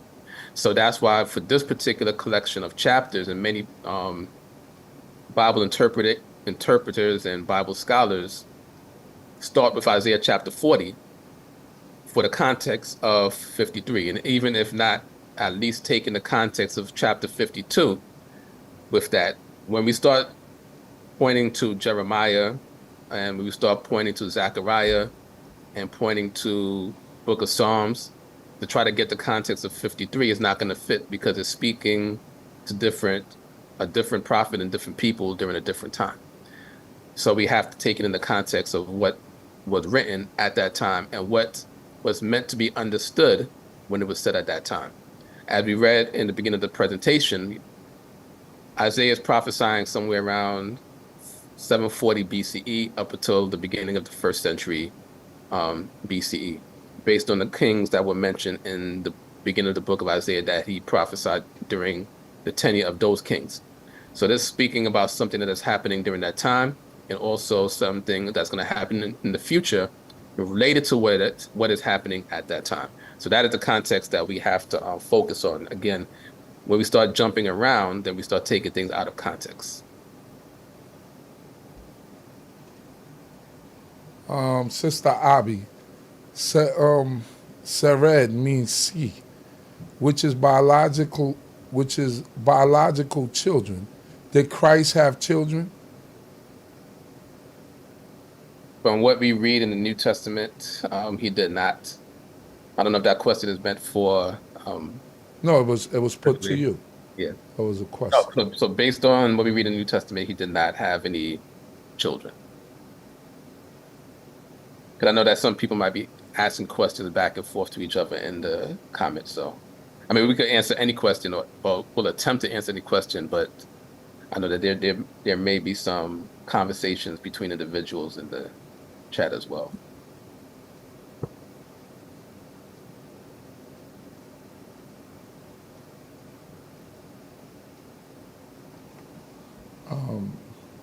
I don't know if I want to keep reading this guy's statements. If you want me to read statements, or you ready? You want to go through everything one by one? If you feel that it's something that has not been answered already, right. But if you feel that it's something that's as you can see, witnesses here refer to both Israel and Gentiles, and then they are both called chosen servants if these Gentiles tell the truth.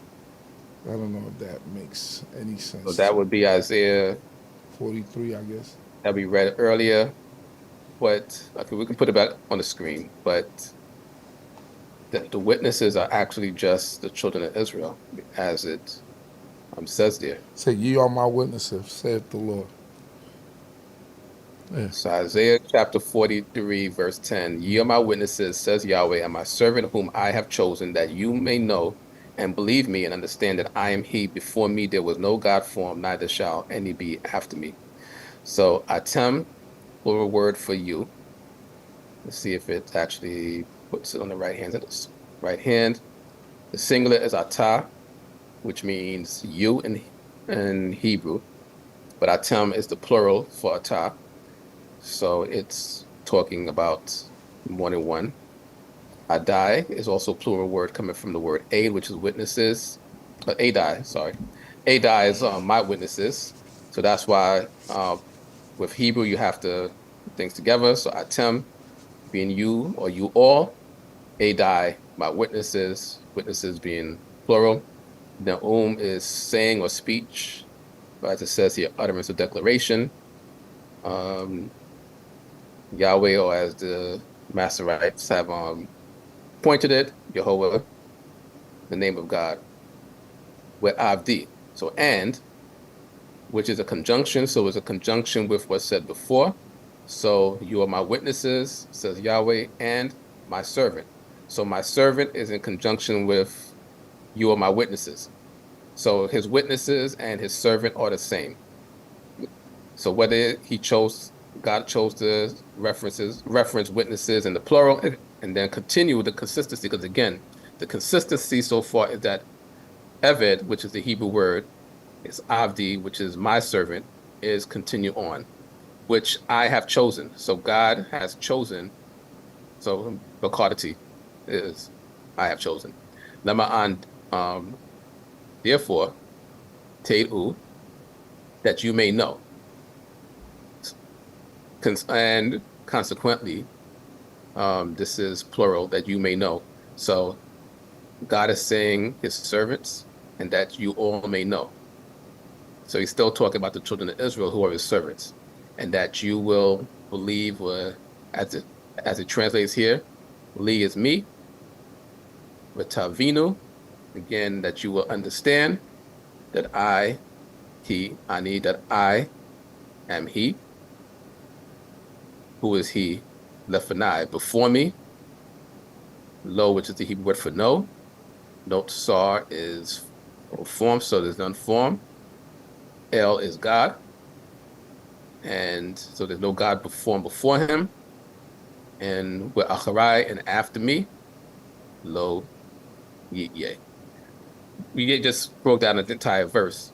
But God is speaking to Israel. We jump to continue 11. For I am Yahweh, and beside me there is no savior. I'm just reading that verse to get everything in context. There's no savior beside Yahweh. He's the only one. He mentions he's the only God. He's the only savior. He's the only Redeemer, as we read in other places as well. He said, I have declared and I have saved, and I have announced that there was no strange God among you. The you would still be the children of Israel. And just Wanoki Wahigati Oshati Wahishmati Wain Bakim.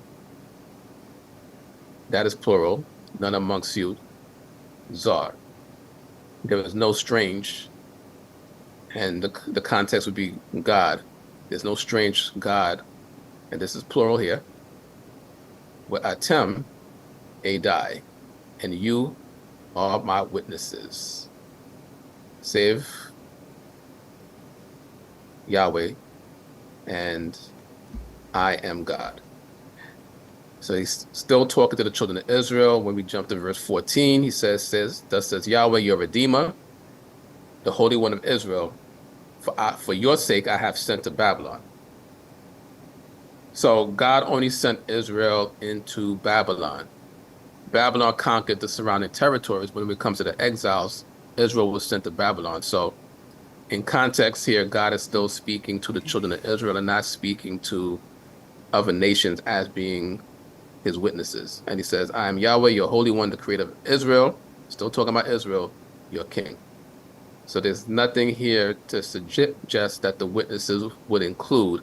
In this chapter, being that this chapter was the question of the comment came up, there's nothing to indicate within this chapter that the witnesses are anyone else besides Israel, because prior to that in verse 9, God says, all the nations are gathered together and the peoples are assembled. Who among them can declare this and announce to us former things? Let them bring their witnesses that they may be justified, and let them hear and say it is truth. So God is challenging the other nations that if they are able to speak about future things before they happen, then let them present their witnesses. And if they're able to present their witnesses, then they would be included in the witnesses, but God is challenging them. So the witnesses of the foreign nations are separate than the witnesses of God, based on what we read here in verse 9. Before we carry on, at least if you're with us, press the like button. Just hit the like button.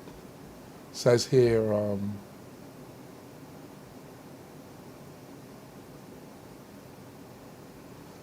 D.B. writes, did you notice how it says he made his grave in verse 9 in Christian translations versus they made his grave in the Tanakh? That's a question. That's also something that is done in various places where you'll read in the New Testament that they'll refer to a verse in the Old Testament. And that also causes confusion because of those contradictions where they'll change what is a pronoun. They'll change words, such as when we read in Isaiah chapter 7, where it says the young woman will bear a son, and then in the New Testament it says a virgin will bear the son. So that does happen. That would be the writers of both the Old Testament and New Testament and the contradictions between the two. So there are going to be some things that we noticed that are discrepancies between the two books.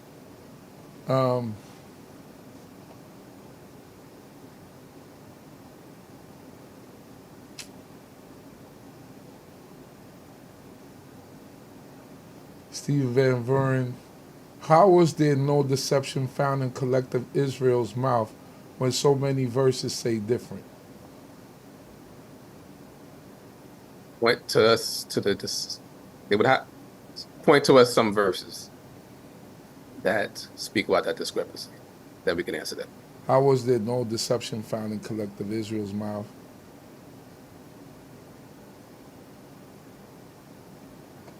I mean, if we look at the time when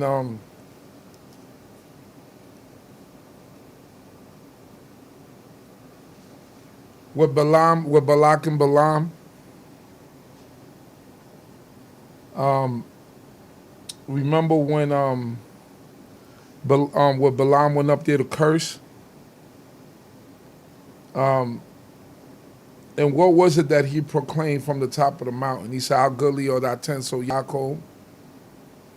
What was the next line? Well, within that is just to give a reference, and we will put that on the screen so people can see it. So that, And Israel was doing all types of sin.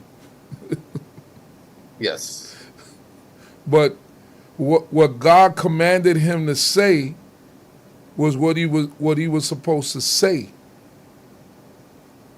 And one of the blessings that God gave to Balaam to speak to Balak, it says, Balak says, behold, it's 20, Numbers chapter 23, verse 20. Right, Behold, Balak, I said am ready to Balak. bless, Right. and when he have blessed, I cannot call it back. So this is a blessing. So the blessing is, none have beheld iniquity in Jacob, neither one seen perverseness in Israel. There you go. Yahweh his God is with him, and the shouting for the king is among them. Repeat that part again. None have what? Beheld iniquity in Jacob. Neither has one seen perverseness in Israel. Yahweh his God is with him, and the shouting for the king is among them. And did Israel sin at that time? We were all in the wilderness going crazy. Yeah, there was a lot. This was definitely right before Baal Peor. This was after the murmurings. This was after the evil report of the spies that caused the children of Israel to dwell in the desert for 40 years. This is after the grave of lust, when God was punishing the children of Israel because they lusted after eating flesh, and he gave them the quails for a month, and they died as a result of that. This is after the rebellion of Korach, which is the cousin of Moses, and the men that were with him, and God opened up the ground to swallow them up and sent down the fire to destroy the men that were left that were with them. So there was a lot of things happening in the wilderness during this time that the children of Israel were definitely sinful, committing iniquity before God. But when it came to the foreign nations, specifically Moab and Midian at this time, God is letting them know that he has not seen iniquity, because this is like when people have trouble in their household, and they'll stick together when it comes to outside influences or outside people coming against them, because they don't want anybody to know of their own chaos or dirt that's happening internally. So God is not at this point exposing the iniquities of Israel to the nations, but he's continuing to bless them because of the covenant that he made with them. So this is one of the instances that Chief Uziel is mentioning, where God will say that there's no iniquity in Israel, even though we know internally that there was iniquity in Israel, but he's not revealing that to the foreign nations. So that would be an excellent point in reference to that question. So yes, there are instances where the children of Israel has done iniquity and has done violence, but there's also instances where God says that they have not done so because he's not exposing their wrong to the foreign nations. Most High God will cover. And also, when we were speaking about that part in the presentation, we referenced that to the children of Israel not retaliating against their enemies. So not doing any violence, not speaking up. Again, when we read within the Holy Scriptures, Assyria took the children of captivity. Assyria took the children of Israel into captivity without resistance. Babylon took the children of Israel into captivity without resistance.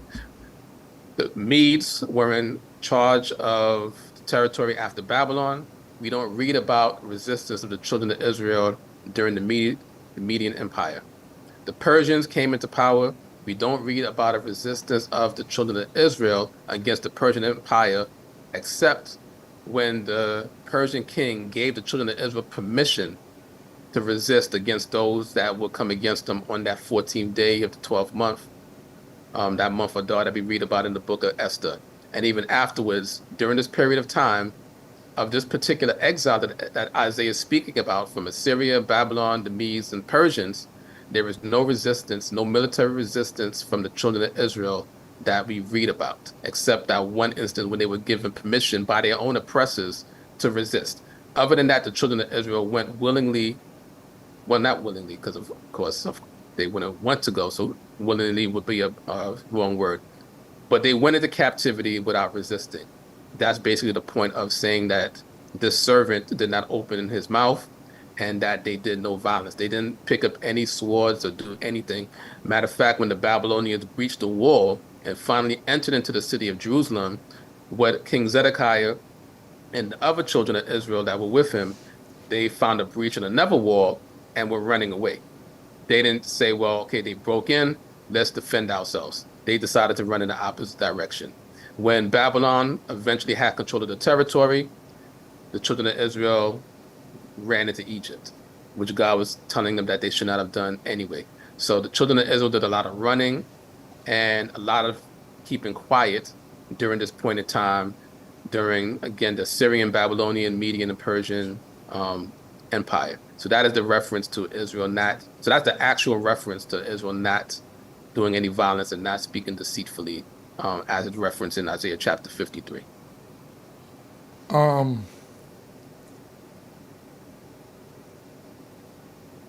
I'm not Stephen Van Vuren. I'm not denying Israel is mentioned as the servant. I'm saying that there are two servants. Stephen Van Vuren, chapter 49, 43:9. Isaiah 43:9 mentions witnesses. Yeah, but the witnesses is the children of Israel. We already went through that. Yirmiyahu Dawid ben Yochanan. So then according to the offerings, blemished animals are accepted to Yahweh. That's what I'm getting in the text of Isaiah 53. Oh my goodness. Well, Isaiah 53 is not mentioning any offerings. So this is not, there's no offerings being mentioned in Isaiah chapter 53. So when it talks to the actual offerings that would be presented on the altar of God, there would be no blemishes accepted for sin offerings, for guilt offerings, for peace offerings, burnt offerings. There are no blemish accepted for those offerings. But again, Isaiah chapter 53 is not speaking about an actual sacrifice. We don't read about, the word Asham is in one of the verses, which when we read that word Asham in the book of Leviticus, we know it's literally talking about an animal that is being offered as a result of any guilt. Right. So that is where Asham is called a guilt offering. But if we go, and we'll pull that up just now. And also, just to interject before you find that, and in contrast, if you're trying to say that Isaiah 53 is speaking about Jesus, before he was hung on the cross, he was bitten, he was beaten, he was whipped, he was spat on, a crown of thorn was put upon his head. He certainly would have been a blemished vessel as an offering before he was actually taken out. If you want to use that in context, which, I'm just following up. What is it? If you're using him as the suffering servant. So that question might be to Steve or somebody else in the chat, actually. That was Yirmiyahu Dawid ben Yochanan. I might be gathering that question about the blemish offering. Yeah. No, this is from Yirmiyahu Dawid ben Yochanan. That's not Steve. No, I'm saying the question might be for Steve. Oh, for Steve, okay. Right, that might have been a question that was for Steve and not directed towards us. So just to give one reference, and we could actually pull up more. But for one reference, we're going to go to Genesis chapter 26, verse 10. It says, and Abimelech said, what is this that thou hast done unto us? One of the people might easily have lain with thy wife, and thou wouldest have brought guiltiness upon us. So this is Abimelech talking to Isaac, because Isaac had told Abimelech and the Philistines that Rebekah was his sister, as opposed to saying that that was his wife, because he did not want to die because of her. But the word where Abimelech says brought guiltiness upon us is the word Asham. So Asham in context is not going to always be a guilt offering, because sometimes in the book of Isaiah chapter 53, where that word appears, people translate that as guilt offering, but we see the very first instance of the word Asham in the Hebrew text, Genesis chapter 26, verse 10. it is just guilt or guiltiness and not a guilt offering. So it's not just that. Again, that's all based on context.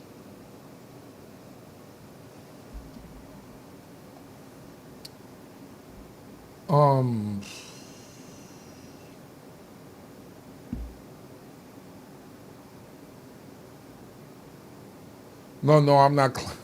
He said, Chief, don't clown on me. I'm just trying to get clarity. My bad. My bad if I'm coming across like that. I don't want to come across like that. So I apologize.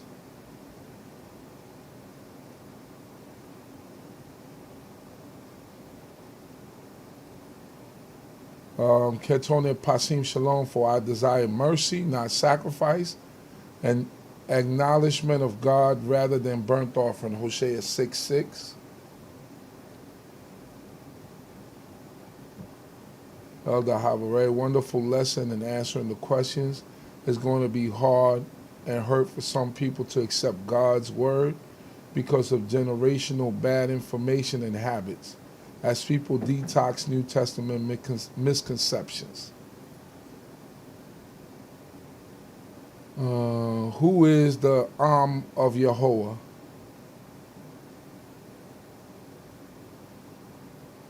That's a question. Okay, so going back to that, it's not a who. So we'll go back to that those two locations again, because the is not a who.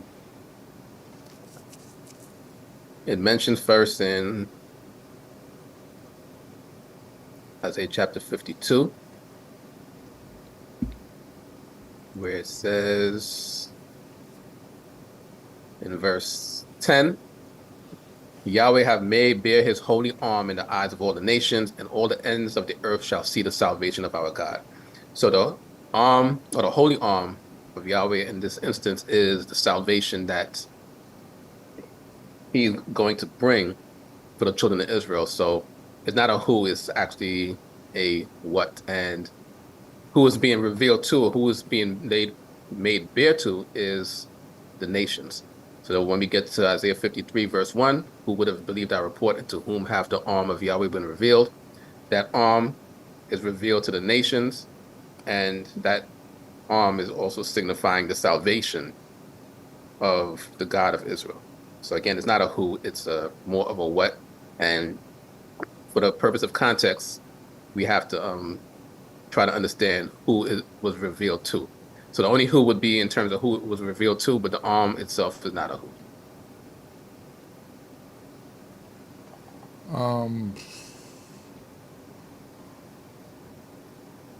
Is there a Bible contradiction?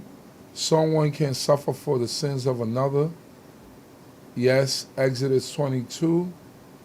Exodus chapter 20, verse 2 is 53.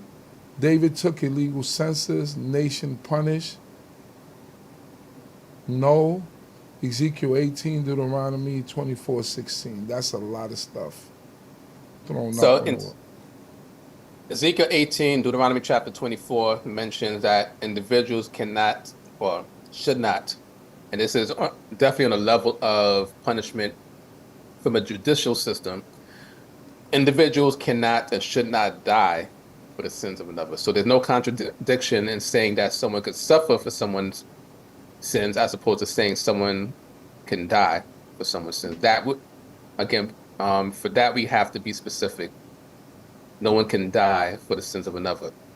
We read where God says he punishes the iniquities of the fathers upon the children to the third and fourth generation, but showing mercy to and loving kindness to the 1,000th generation of them that love him and keep his commandments. So there is a recurring theme of suffering or punishment from generation after generation.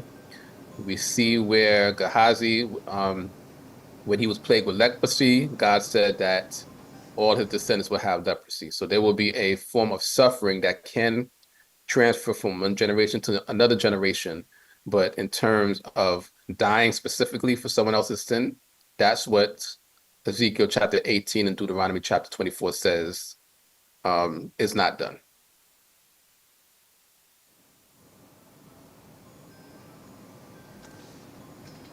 Um,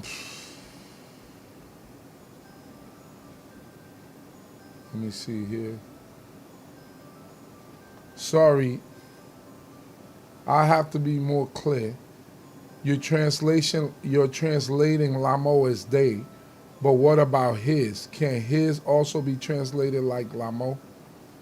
So in the instances where we saw Lamo, the context has always been they. So that's just what the word is. Lamo is actually a contraction of the lamed in the Hebrew language with him, which means them. So instead of saying lahem, which you'll see more common in the Hebrew text, there are some instances where you'll see lamo, and that's where we saw it from the book of Genesis and other chapters after that. And when you go through each of those verses, when you go back, and watch the presentation and be able to pick out and write down the verses and then translate them into Hebrew, you'll see that lamo in context for all of that is actually for them and not for him.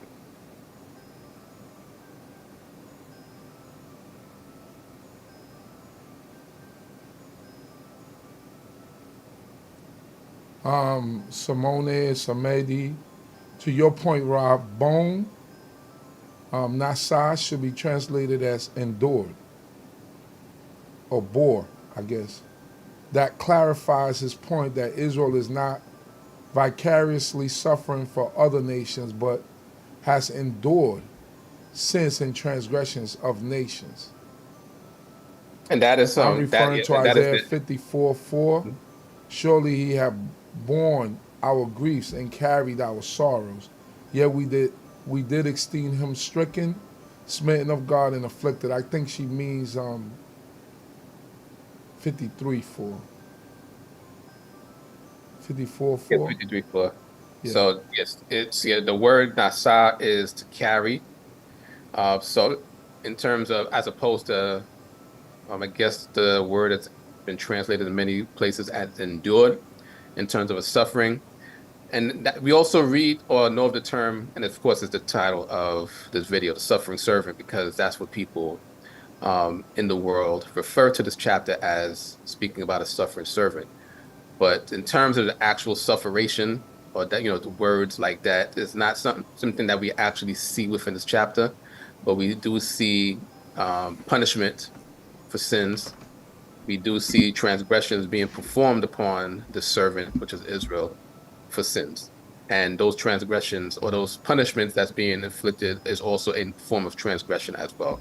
So it may sound confusing to some, but as the nations are punishing Israel, and that's why God revealed, or God said that he will punish the nations that have put their hands upon Israel, because when God punishes, it's because someone committed transgressions and sins. So the nations are committing transgressions and sins by putting their hands upon Israel, even though we realize that that was the hand of God that caused that to be so.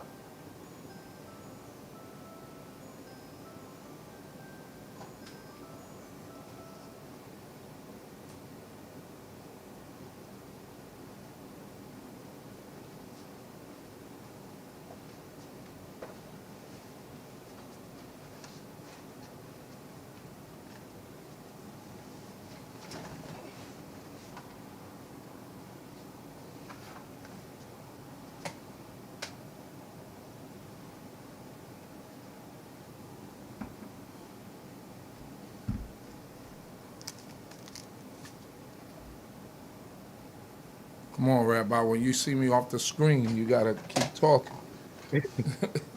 I had to go stop that alarm. All right. Who was Jesus's father? So according to the New Testament, you'll read Joseph, you'll also read the Holy Ghost. So that would be one of those contradictions or discrepancies within the New Testament itself. But you'll see both written there. So that it adds to our confusion, unfortunately, in reading the New Testament, but it mentions both. And at this point, we don't subscribe to either. But again, just mentioning that the New Testament mentions both.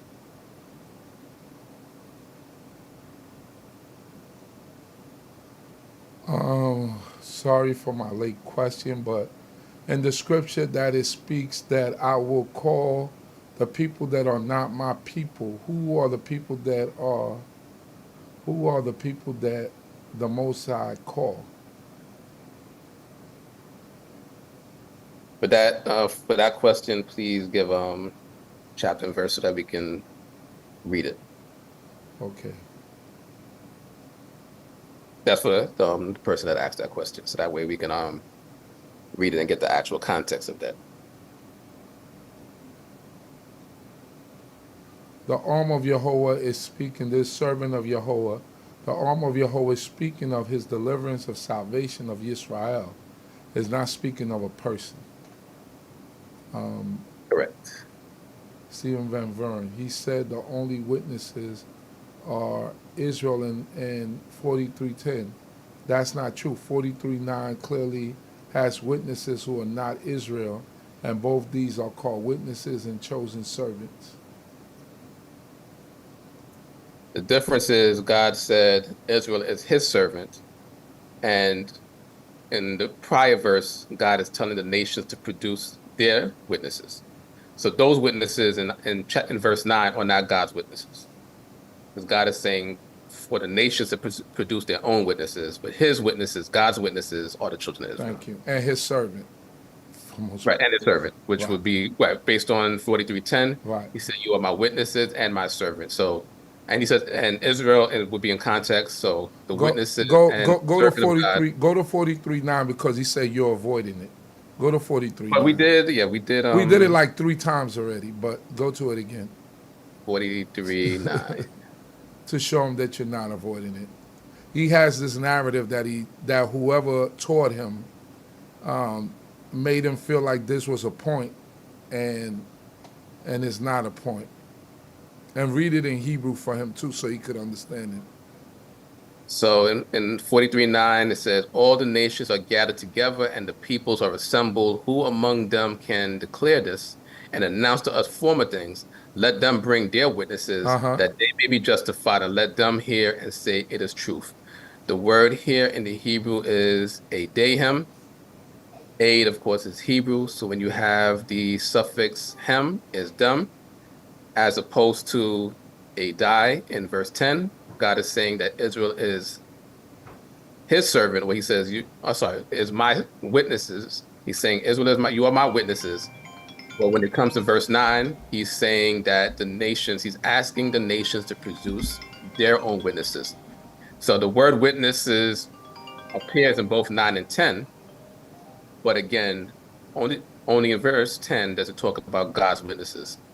So the nations are not included in verse 10 in terms of being God's witnesses. And in verse 9, again, these nations are not God's witnesses either. He's telling them to produce their own witnesses because he's not including them with his servant.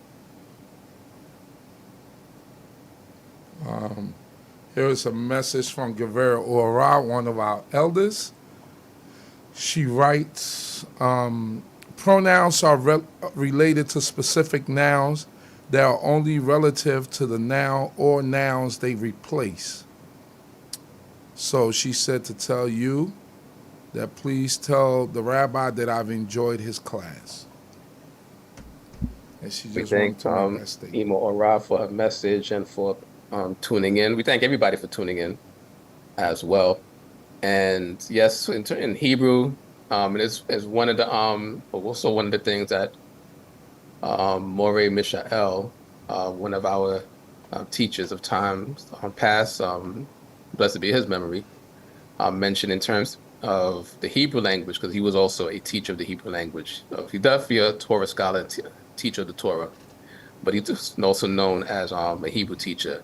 And he always says that for the Hebrew, everything has to be consistent in gender and in number.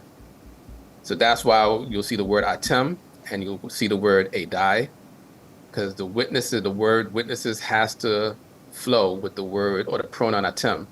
But then when it came to servant, it would say avdi for my servant, as opposed to saying our servants. So, or my servants, sorry, I'm saying my servants. because it has to flow. So it has to agree in gender and in number, as Maury Michelle would say.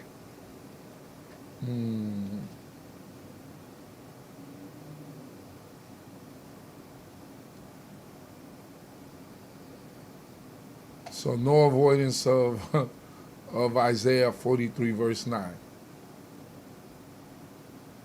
So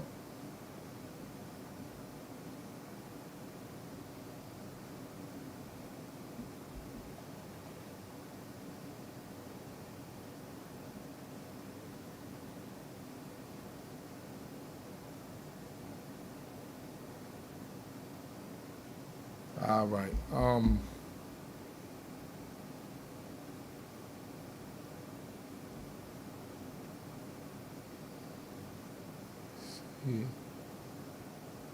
Don't forget to ask Chief if he will willing to host a debate.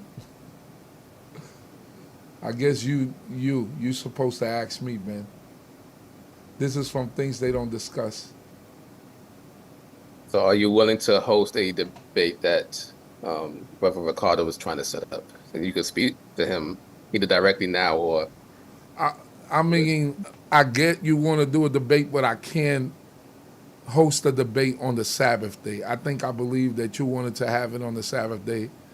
You know, I literally do a lot of things in my congregation on the Sabbath day, and it wouldn't be the debate you want to have really wouldn't interest my you know, the congregation that I'm in. So if you could change it to another day, to a Sunday or any other day of the week, I'll be glad to host it for you. But on the Sabbath day, I don't really think I could do it. But call me. I think just text me. All right, let's see. Hopefully we get into the end.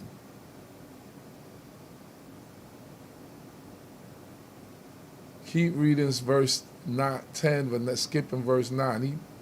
I think you really thought you had a point here, Stephen. You can't exclude the witnesses in 9 added in verse 10. And he made his grave. they're not added because their witnesses as opposed to my witnesses. Right. So you have two pronouns that are just not even opposite in plurality versus singularity, but just different, period. Their versus my. How can no violence and no deceit found in his mouth? Isaiah 53:9 referred to Israel when so many verses say different. We kind of answered that already. With Balak. And no violence done against the oppressors that were coming against them from Babylon Right. up to Persia.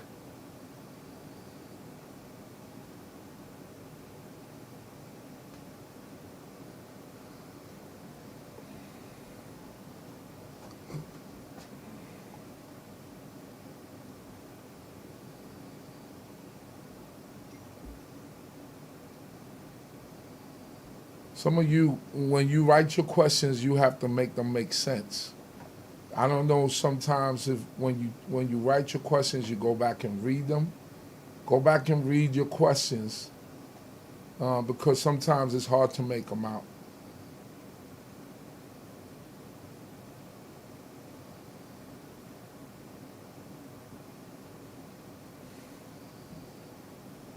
Stephen Van Vuren, servants of Yah, Ezekiel shows the sons will only be in temple time after the prince enters the gate. So those servants in Ezekiel would not be the same reference in the book of Isaiah. The word servant is not relegated only to Israel. We're just speaking in the context of Isaiah 40 through 66. But King David is referenced as God's servant. Moses is referenced as God's servant. Joshua is referenced as God's servant in the Holy Scriptures. Nebuchadnezzar, who is, of course, a foreign king, God referenced Nebuchadnezzar as his servant. So it's all in the context. So the word servant, when it's in the Holy Scriptures from Genesis to, well, in the Old Testament from Genesis to Malachi specifically, does not only refer to Israel, but we speak in the context of these chapters here from 41 to 53, where the servant is referenced only as Jacob/Israel. So therefore, in the context that we're reading here, unless another name was inserted somewhere else, because not every verse mentions Israel, but if the servant is going to change from Israel to someone else, then that name should be inserted within that collection of chapters. Else we have to follow the consistent flow that Jacob/Israel is the servant that God is speaking about until he mentions specifically that there is another servant that he's talking about.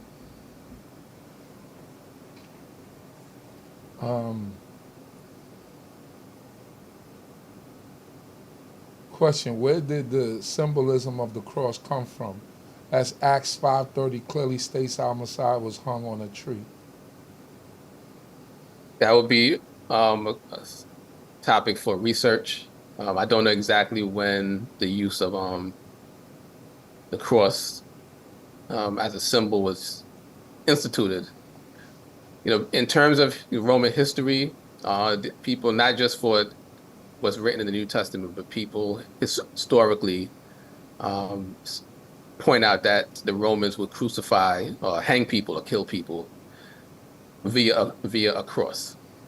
So just in terms of the historical aspect of it, that's where the cross or the symbol of the cross would have been instituted, just based on the history of the Romans using that. But as it was pointed out in the question, that the word tree is mentioned in the book of Acts in terms of the hanging there. So whether it's an actual contradiction or not, that would be something that we can think about, ponder about, and talk about.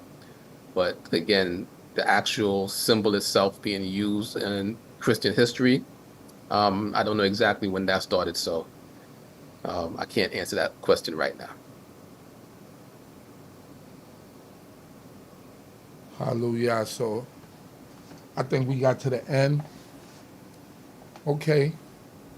Don't forget to continue to press that like button. We got to the end of this.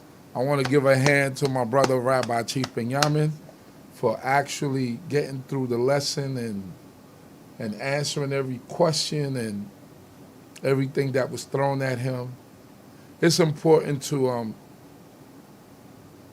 study and to put things together. I'll just leave it at that. You have to be able to put things together in order to make your points. The importance of that I've learned about this way of life is you have to study and not just take someone's word. You can listen to someone's video and they telling you all these things, right? That's from their perspective, from their point of view. It's never been tested. So if someone could speak, they could bring something across to you that will be believable, If somebody could speak long enough, they could make you believe that the skies are purple. And they're going to give you all the facts and everything and break it down for you, and you would change your opinions from the skies being blue to being purple, I mean. So these are things that through studying, through research, through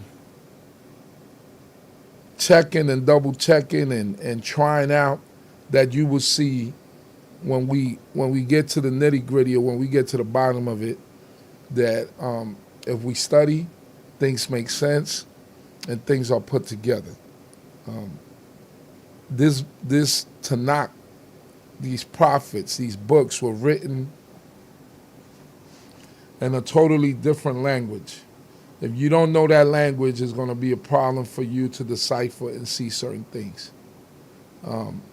There were a lot of Christian interpolations. There were some Christian interpolations, and there were also things that were translated in order to fit the Christian narrative or to push the Christian narrative. So you have to keep all those things in mind. Once again, thank you to my brother, Rabbi Chief Binyamin, for such a great lesson. This is the most introspective, the most detailed breakdown of this chapter that I've heard. And I thank you, my brother, for doing that. Yeah, give your 100%, your heart emojis. I want to see a bunch of them going up right now. The little heart emojis and the 100%, because the brother deserves it. Come on, I want to see a continuous string of that. If you're on your cell phone or your computer, don't let them stop. All right? Let's show the brother appreciation. And like I say every week, we do not we don't ask you for any money for this, but we do ask for donations.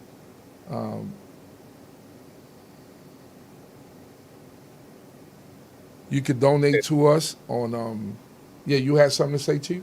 Yeah, I just wanted to jump in real quick. Of course, giving praise and honor to the Most High for blessing us this day to open up His Word, and praying that He would continue to give us knowledge, wisdom, and understanding. We do these things for the glorification of His name. We don't claim to know everything, because as human beings, we're not going to know everything. But we know that the God that created the heavens and the earth, He knows everything. So, as we mentioned, this is open for all. We don't shy away from certain questions or comments or discussions, because our intent is for all of us to grow. They're going to be things that there are going to be quite a few things that we don't know, and there are going to be things that we have to go research. There have been questions that were asked, and we didn't know the chapter and verse where they were mentioned, so we didn't get to them.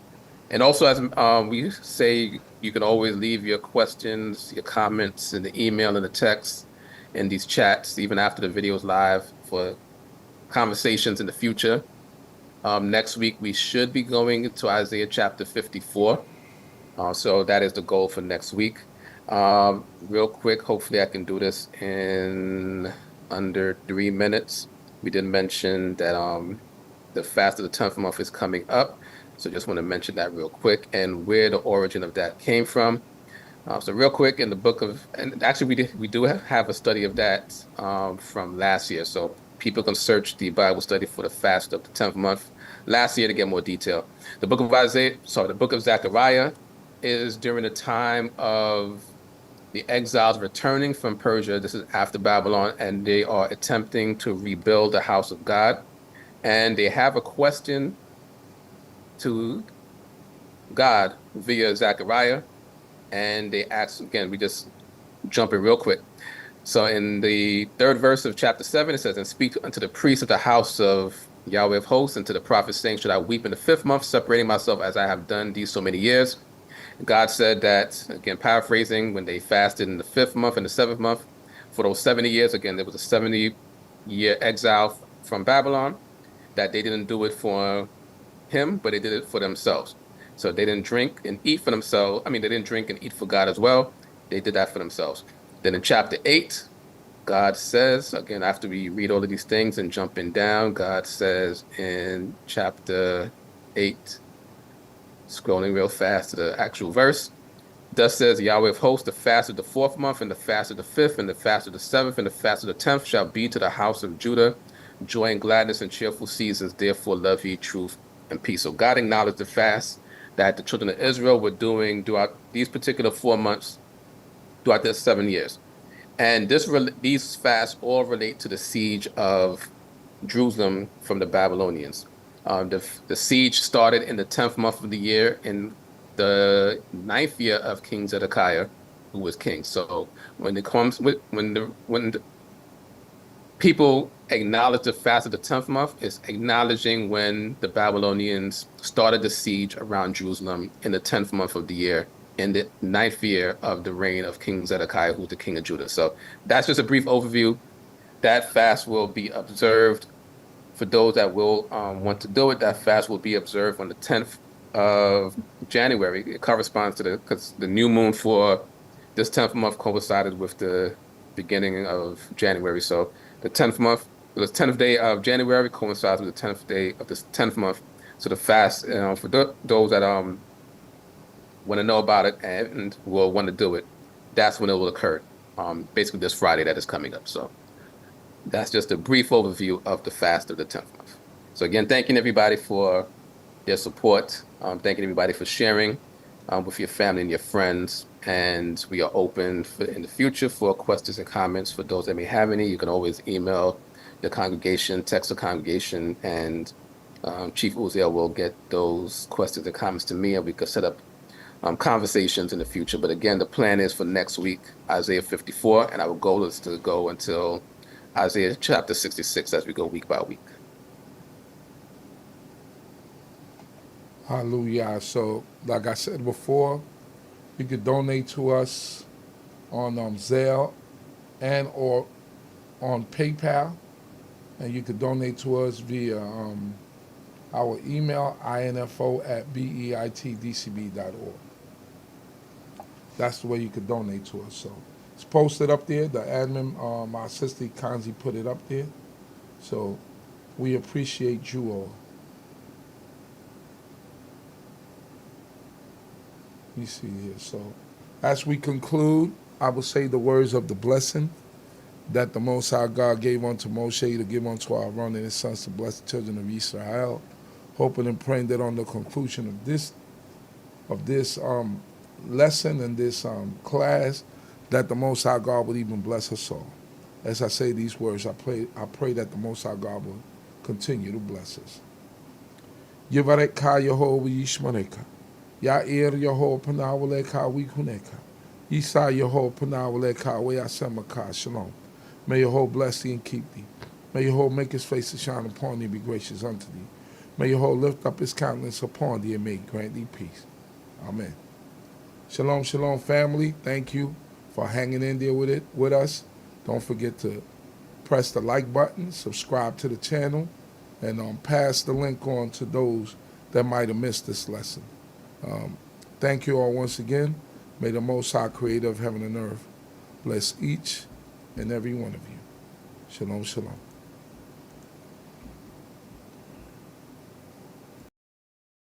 Let's get knowledge, wisdom, understanding. We'll do our standing. All praises to the Most High, his laws and commandments. The hot CHOKMAH here to push it through your speakers. Judgment, truth, and love should be coming from the leaders. Yeah, knowledge, wisdom, understanding. We'll do our standing. All praises to the Most High, his laws and commandments. The hot CHOKMAH here to push it through your speakers. Judgment, truth, and love should be coming